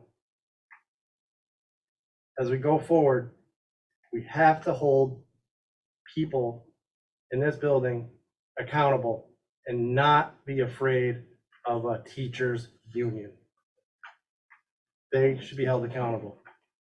If somebody's working under you, Mr. Broadley, I believe if it wasn't somebody that was in the union, that person would have been escorted out of the building for what they said to board members and the administration. And what you just said is a classic case of, you said it happened before your tenure. However, you were the vice principal here under the past principal. And you also stated in a meeting a couple meetings ago that you didn't think anything was happening, or you didn't believe that. You've been here, you know, you have a pulse of the building. You know. So I think it's really unfortunate that, yet again, somebody can say whatever they want and nothing happens. So just want to caution you going forward, there's people in this building who care and are probably frustrated that somebody can just say something and nothing happened to them. And we're looking for staff, and that's why staff leaves. So, thank you. Well, I mean, we could not report on any consequences or discipline, nor would we discuss any consequences or discipline of any employee. I think that's not just a union piece, but that is an employment law. Good. That's good. I just Well, want you made a statement that I cannot confirm nor deny. I appreciate your statement. Thank you. to throw in sort of an alternate side to what Jason just presented. Because I think while some people may feel that, I think there are other people that feel kind of on the opposite side. And that if we don't allow staff in our building to be able to express ideas or comments to the board and to the public, we're also like I don't know how to put it, but we're causing an issue of staff suppression that's sort of authoritarian, and that is problematic also. So, I think there were people sort of on both sides of that particular incident, and felt differently about what went down or what didn't go down. And I just want to caution that, we also have to be careful about what we're not allowing staff to say. They should be able to come to a board or administration and express their thoughts, because they are parents in our community, they live in our community sometimes, plus they work in a school that we care about and we're trying to administer, well, not administer, that's not our role, but provide guidance for. So there's a balance somewhere in there, and we just have to be cognizant of both sides there.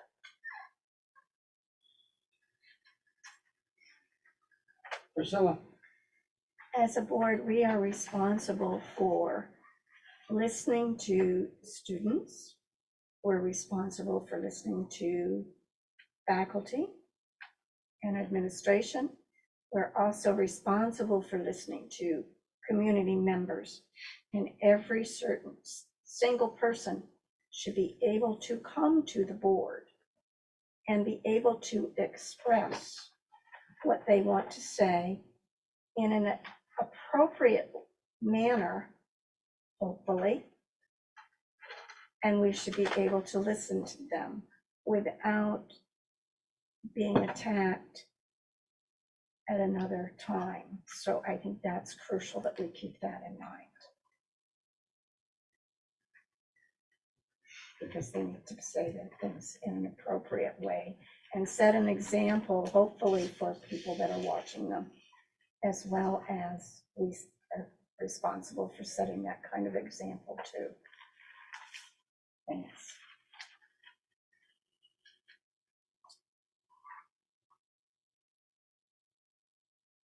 I'd like to move on to new business and whatever subs is. What is that for? I think that was emailing. Jason? So when I was going through the warrants, Molly, I noticed from March of this year to June, we paid close to $38,000 in substitutes. And so when I saw that number, I was flabbergasted, but then I tried to seek out more knowledge, and I don't really know, maybe somebody can help me. So if I'm a teacher, how many days are in a contract? You get the 10 federal holidays, but what else do you get? Like how many? 14 sick days and 4 personal. So how many can? Teachers 14 can for- roll up to Yeah, they 75. accrue. 75. They can 75? accrue up to 75. 75 total days. So what happens if they don't use those 75 days? They lose them They lose them. Okay, so when they get done. But they can accrue them and hold on to them for their for the life of how long they'll work here. tenure, yeah. So I have that's a lot of money, I hope. And what I think, so when the substitute is here and the teacher's not here, then you have somebody who's not maybe 100% engaged with the fundamentals of teaching. And so maybe test scores dip or engagement dips. So my thought was, is there a way we can say, okay, instead of losing your time, because we want the professionals in the building, right? Instead of losing your time, pay them yearly, like a couple weeks before Christmas, your 75 days or whatever time you earned. And I know you're gonna say collective bargaining, blah, blah, blah. However, I think we gotta look, we're struggling for staff. I hear it all the time. Don't have staff, don't have staff, don't have staff. Pay them. This way, every year they start out fresh.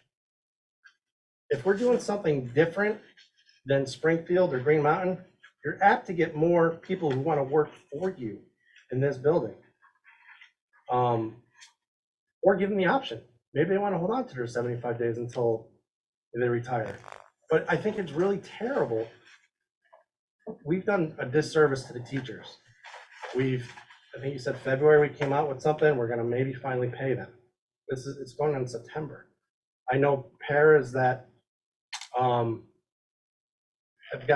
not gotten their contract yet, but yet they're scheduled to start work on Thursdays. Is that happening to teachers?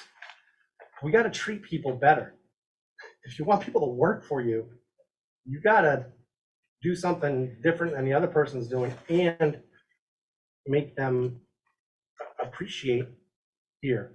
Do we do potluck lunches for teachers? That might be fun. How about a holiday Christmas party where it's just the adults, or a summer cookout for just the teachers and their families?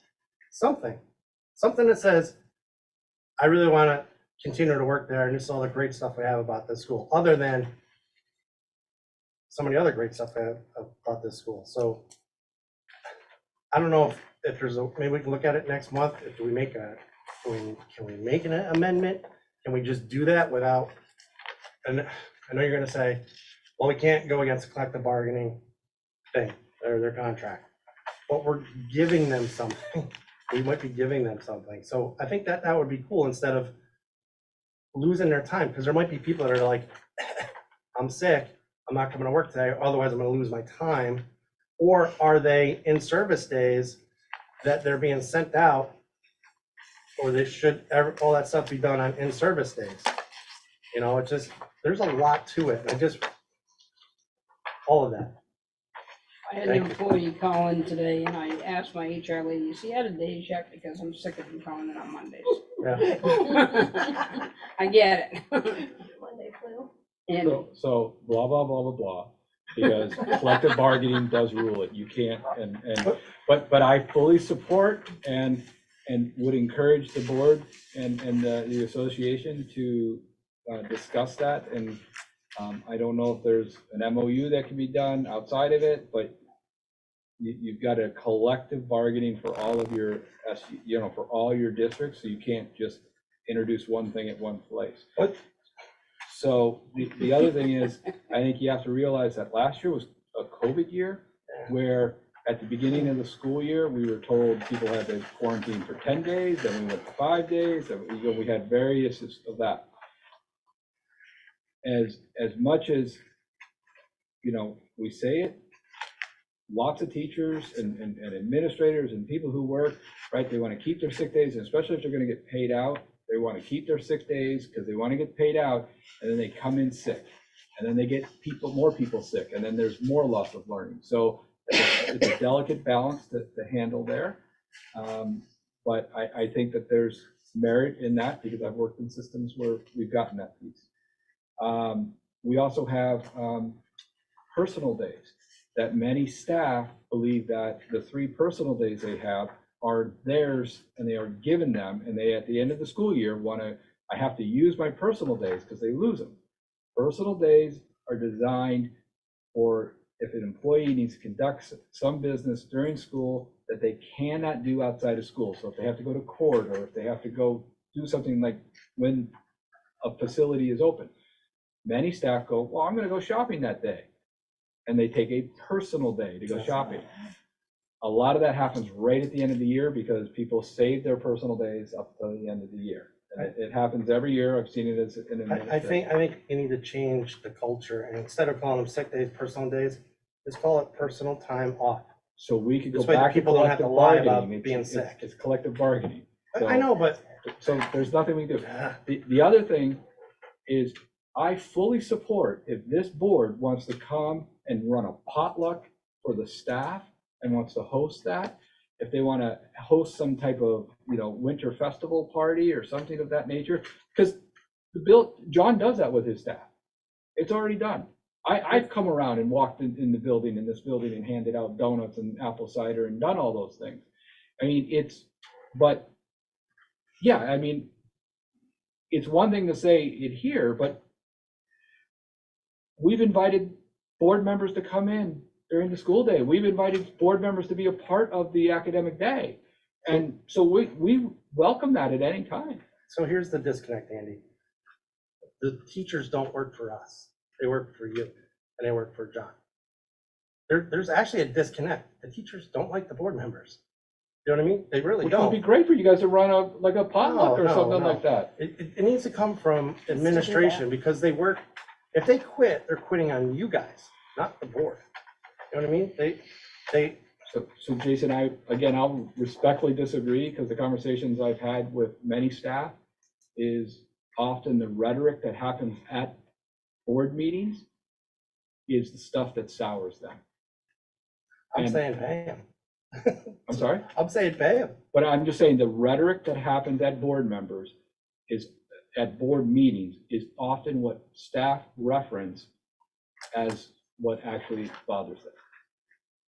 And so I believe that if board members were showing that they had an interest in staff by being there to support them, it would be fantastic.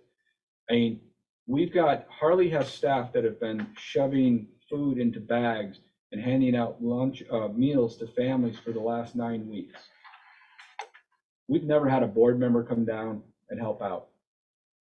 We've been paying people to do that. Really? He's put out 135,000 meals to families this summer. It's an amazing program. I mean, so there are things that go on all the time that we welcome board members to be in. I disagree that when you say that staff they don't work for the board. Ultimately, you hire and fire staff, and you give that, you do delegate that to me, but you guys are the ones who hire the staff, so they work for the board.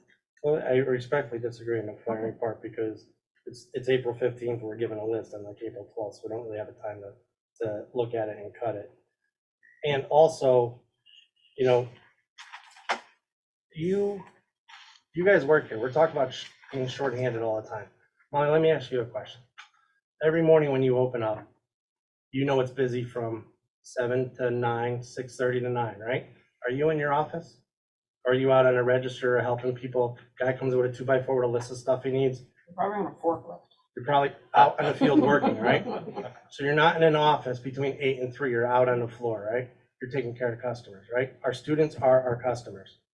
So Andy, I'm gonna suggest when you guys are shorthanded, meetings, everything else, computer work, that can wait. You should be in the schools, in the classrooms, teaching our students. Don't disagree. I don't know if that happens. I don't know. So all of that, and again, we're talking about substitutes. It's $40,000. It's a lot of money. I would like to see, and also the people that are teaching the kids are 18 and 19-year-olds that the juniors and seniors are partying with on Saturday nights and Friday nights. There's not a lot of teaching going on. I'm just saying, that's the reality of it. We got to do a better job.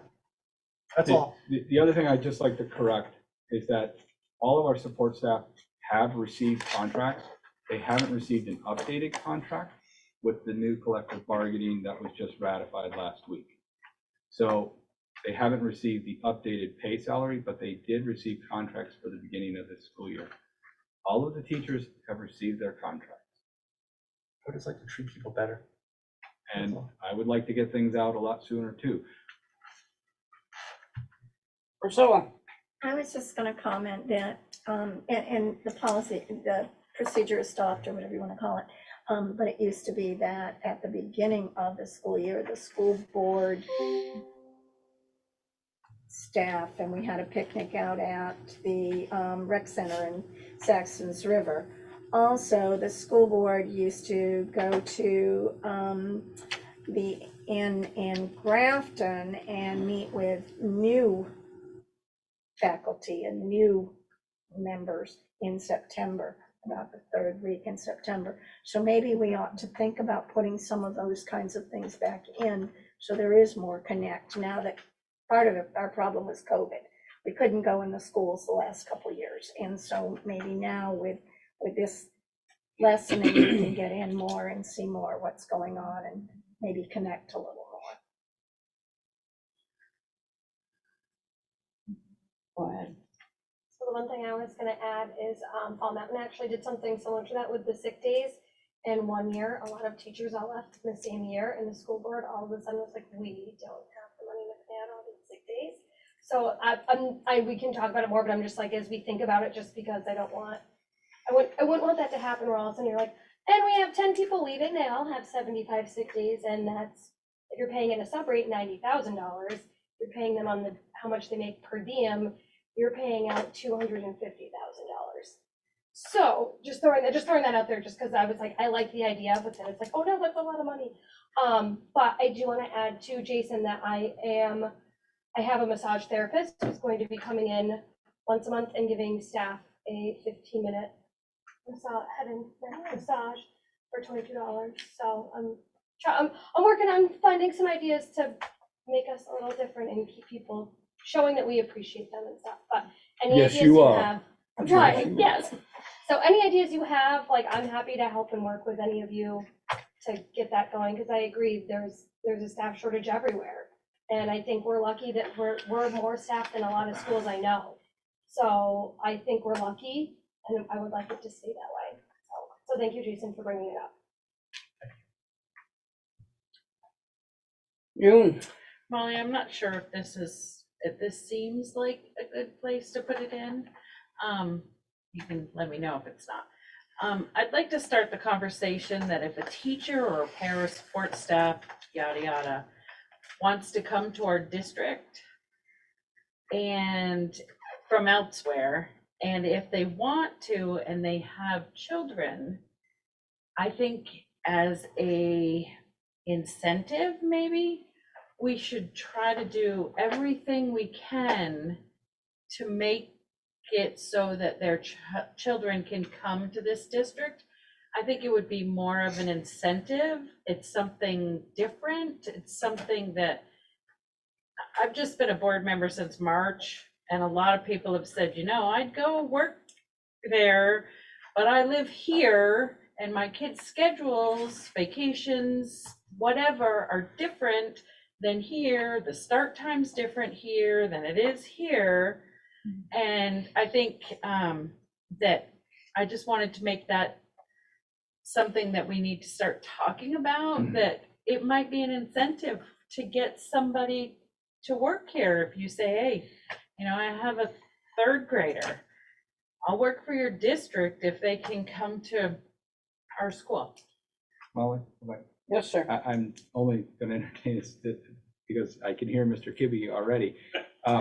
So I listened to that board meeting. I can hear it. So that's the point, is that this SU had an opportunity to become a school district, which would allow that free flowing of folks. What you just suggested right there, from a high school perspective, would be if we brought on a teacher at the high school, what school would they go to? You have no control over any other school because you're just a high school. So that would mean that Rockingham would have to adopt that policy, Westminster, but if Rockingham chose not to adopt it in Westminster, then that means all the kids go to Westminster. So then you have to think about those kids that come into the district that maybe are out of district. Do they have an IEP, 504, title needs, all those things that you're now absorbing because you're not taking any tuition from somewhere else. So it's very complex. The easiest way to solve it would be to become a school district, which I know is not a very popular I wasn't thing, necessarily thinking that they were coming from Grafton and wanted to work in Westminster or Well, Westminster. I mean, if they were coming from Keene I understand or- that. So if they come and they have a need for title services, and they have a Right. need for special education services or 504 services, how do you weigh out the student who comes in who maybe needs a high level of special education services at over, $20,000 or $30,000, who absorbs that? Or if a student comes in and needs title services, do I say, well, because you need title services, I'm going to take you, and then the next student who happens to be a member of your community in your school district, well, you can't because we're full because we took kids that are from out of district. So then we get into a maintenance of effort, we get into this policy. So there's, I actually fully support it. It's just something I think needs to be very well vetted out, because it could potentially be a huge liability and a huge cost to our SU. That's why I just wanted to start the conversation, because I know that we don't negotiate for another year or two. I just wanted to start talking about it, but I think that would that's another incentive for staff, as if, Don't we have, sorry. We've we've made him stay here so long, we gotta move on to this tax rate thing so we can let him get out of High here. school has school choice. Jason Terry? So, at last month's meeting, Jim, had a really nice spreadsheet, and Jim's doing a great job. Thank you, Jim. And he had mentioned that 61% of the taxes that come in are from Rockingham. And it was suggested that I go to the lister's office, which I did, and I emailed everybody here what that was. So out of that, 61%, 40% is paid by single-family homeowners in Rockingham. And I'm not gonna spare you all the details, but basically, Rockingham residents or single-family homeowners pay a huge amount of taxes for this school of what is coming in. And as we continue to add more things and add more things, those people who live in Rockingham, myself, or broadly, a bunch of people here, it's going to be a huge burden for us. So we really have to be careful what we're spending. And it went, you guys all have this memo. It went through what the homestead tax would be, what the common level of appraisal is. And so, again, Jim, if you want to add anything to it, feel free, but it's going to be a problem as we go forward. Go ahead, Jim. I just want to say, with the high school,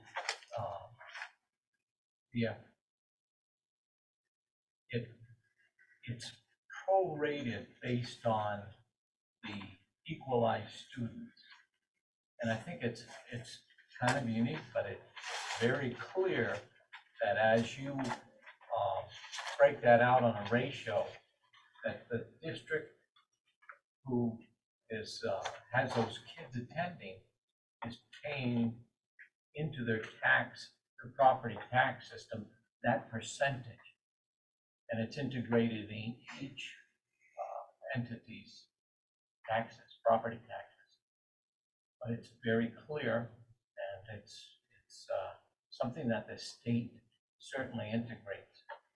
So my understanding with equalized student is that Jason doesn't pay any more as part of his taxes for the high school than I do out of my property tax. That's right. Correct? Correct. So he's not paying any more than I'm paying. We're paying the same rate. Right. Okay. Right. So Rockingham has more people in it, so they have more students here, but that doesn't mean that they're paying any more. Their tax rate isn't higher per person, per property than mine is in Westminster. It's an equalized. Yeah, I thought I understood. I just had to have you tell me I understood. But the usage, if you're in an apartment compared to a single family home, the usage tax is different. So we are technically paying more than an apartment that has 12 apartments in it. And whoever owns that apartment is not paying the same taxes that I am. Well, I understand all that, but that's nothing to do with, that's not saying that you're paying more taxes than we are in Westminster. No, not at all. I'm saying for Rockingham residents, we're paying more. Because you have more kids, because you have more apartments. Or that's And the issue. You can have them. And that's a village, or select board, or trustees, or It's actually- whatever issue. It's actually a state problem. It goes above that. It's a problem, that's all. Okay. Yes. Well, are we done with that? Are we done with the tax rate? Yeah. Well, that's it, hon. After tax rate, we're going on. No, I have one more thing for new business, please. Okay, June. No, You had to add it back.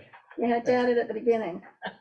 All right. You got director's comments coming up. Okay, all right. All right, director's comments. Let's go to Pamela. She's still with us? She left us a while ago. Deb, right? That's why I was She's still there? counting, I was counting, you were still at 7, so you were still Deb's good. but I gone was- too. Brenda, director's comments. Yeah, I was worried. I'm just gonna do a quick one, but I'm gonna be a little Yeah. snarky. Okay, so the people that represent on the board represent different things, like there's business, there's finance, there's buildings and grounds, there's parents, there's administration, there's people with nurse or teacher background, academics, there's athletics, there's counseling.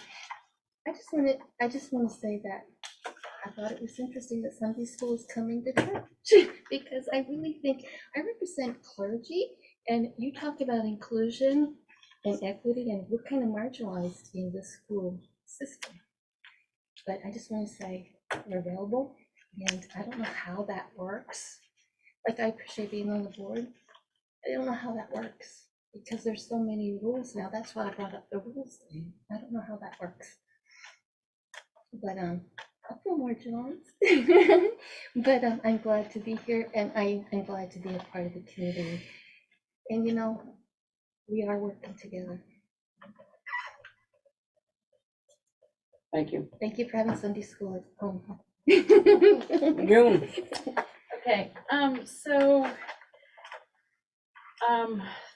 3 weeks ago, 4 weeks ago, I started seeing all these teacher Amazon wish lists, and I'd never seen them before.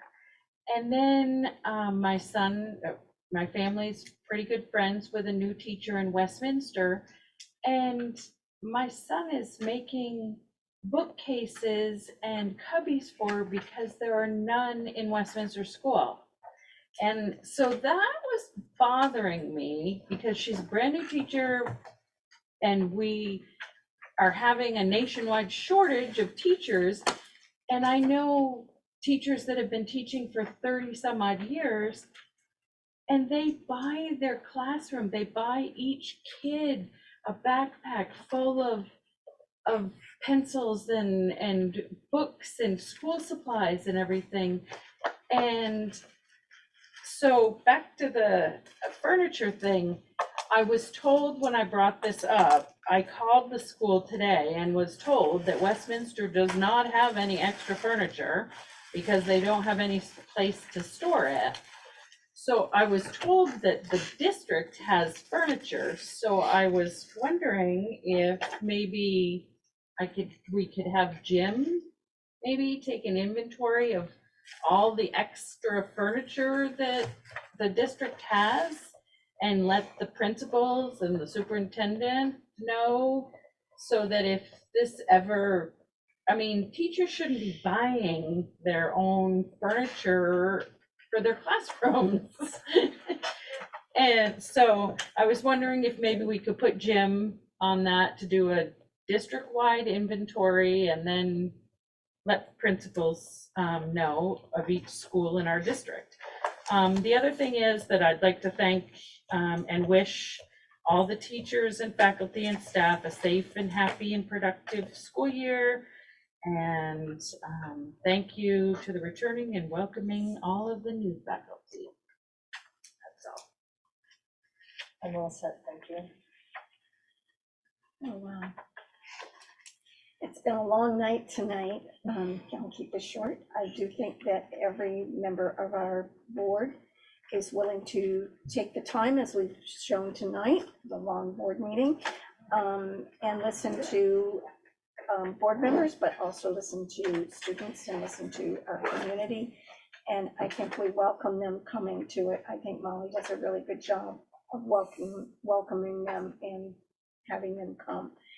I do appreciate the appropriate comments that when they come, and I think we need to be careful of everybody's feelings at all times. So just remember to be kind and share that kindness. Thanks. David? Well, actually, two things. I think part of what's got Jason Terry wound up is there are two tax rates in Vermont. There's what's known as a homestead tax rate, and everything else is the commercial tax rate. And that's your store, your factory, your boogie joint, your apartment building. And it's a funny thing, but I believe that the commercial tax rate in Rockingham is actually lower than the homestead tax rate. And that's a phenomenon which occurs, I think, actually in the majority of towns in Windham County. It's a problem with the statewide property tax. It's a pretty good example right here of how the methodology analyzes the homeowner versus the guy who owns, or woman who owns the triple decker. That's one item. The other thing is, I will point out that after the last meeting, when there was a request out for agenda items, I had requested that we get an update on Hvac. And my curiosity was, what's happened? When was the last meeting? Are there minutes? And I think most importantly, what stakeholders? And I say this because when the directive went out from Andy, the superintendent of schools, our principal was instructed to make sure that he had a balanced group of stakeholders that was not weighted in one direction or the other. And it's been, I believe, at least 3 months since we've heard anything whatsoever about what's going on with Hvac. I think it's time that this board had an update. So I'm hopeful that when this board meets again, we can find out what's going on in Hvac, when it meets, and who the members of that committee are. All set? All set. Thank you. Jason? David, thank you for bringing that up. I wasn't going to push the issue anymore on the tax rate, only because it's getting late and it wouldn't have made a difference in this meeting. But at some point, the voters in Rockingham are going to say no for taxes going up, especially at the school. And right now, they are currently saying yes. And the last thing is that, I hear about shortages all the time. No different any other job. Going forward, it's okay to hold people accountable, expect great results, and also on the back end, reward them for their performance with the little things. And people are important, and don't forget that. Thank you. So it's late. I told my husband I'd be home at 10 tonight, so I got a few minutes, guys. Go for it. There was a comment made tonight, and I tried pretty hard to be like water off a duck and not let things go at me a little bit, but there was a comment made tonight that the teachers don't like the board members. And so I know that some things have happened, some, people have done things that have maybe, tainted somebody's opinion, but I think as, I've been on these boards for a long time, and I'm sure that I've upset one or two, because who doesn't if you're human, but I think I've got a decent relationship with most of the people in this building. And I think that's important. I think that's important to, what are we doing if we, if they don't feel comfortable with you? I mean, we're here trying to build their budgets and make sure the policies are protecting them and the students. And so I just had to throw that out there. I'm pretty sure, or I hope that the staff, most of them at least, support what we're trying to do here. There's been several comments several times, probably since last April, about putting things on the agenda. We have changed the way we're doing the agenda a little bit. John and Andy and I are meeting the Tuesday before the next meeting. And sometimes it's hard, just because somebody wants something on the agenda, sometimes it just doesn't fit that time. Sometimes we've talked about it too many times, and I think sometimes because maybe you're not getting the answer that you want to hear, we keep putting it back on the agenda. So the agenda has become this, an item that sometimes, or a lot of times, people are, how come this isn't on there? How come that doesn't get on there? We've had a full night tonight, and we didn't put everything on the agenda that everybody has to put on the agenda, because we just can't sometimes. Andy's got a long way home, and we're just, and nobody's complaining. He hasn't put his red flag up, said I'm out of here, but, I think we need to go back to 2 meetings a month, if that's what we need to do, to try to shorten these up and to try to help people get, some of the information they're looking for. But it is a tough juggle, and I talked to a couple other board chairs, because I said, that sometimes it just doesn't fit. And so the real answer is, you can challenge the agenda when you start a meeting, if that's what you want to do, and vote to add something. But we can't add something that is going to make any changes. You can't vote on money if it wasn't on the agenda. But those aren't the things that people want on the agenda. So just keep that in mind. It's been a good night. We've been here for 4 hours, but we've got some things done. So thank you very much. I'd like a motion to adjourn. I'll make motion to adjourn. Thank you.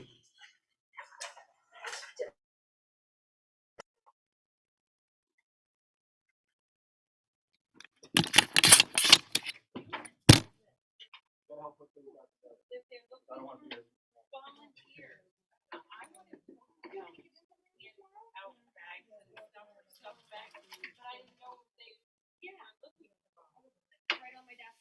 Is there a place?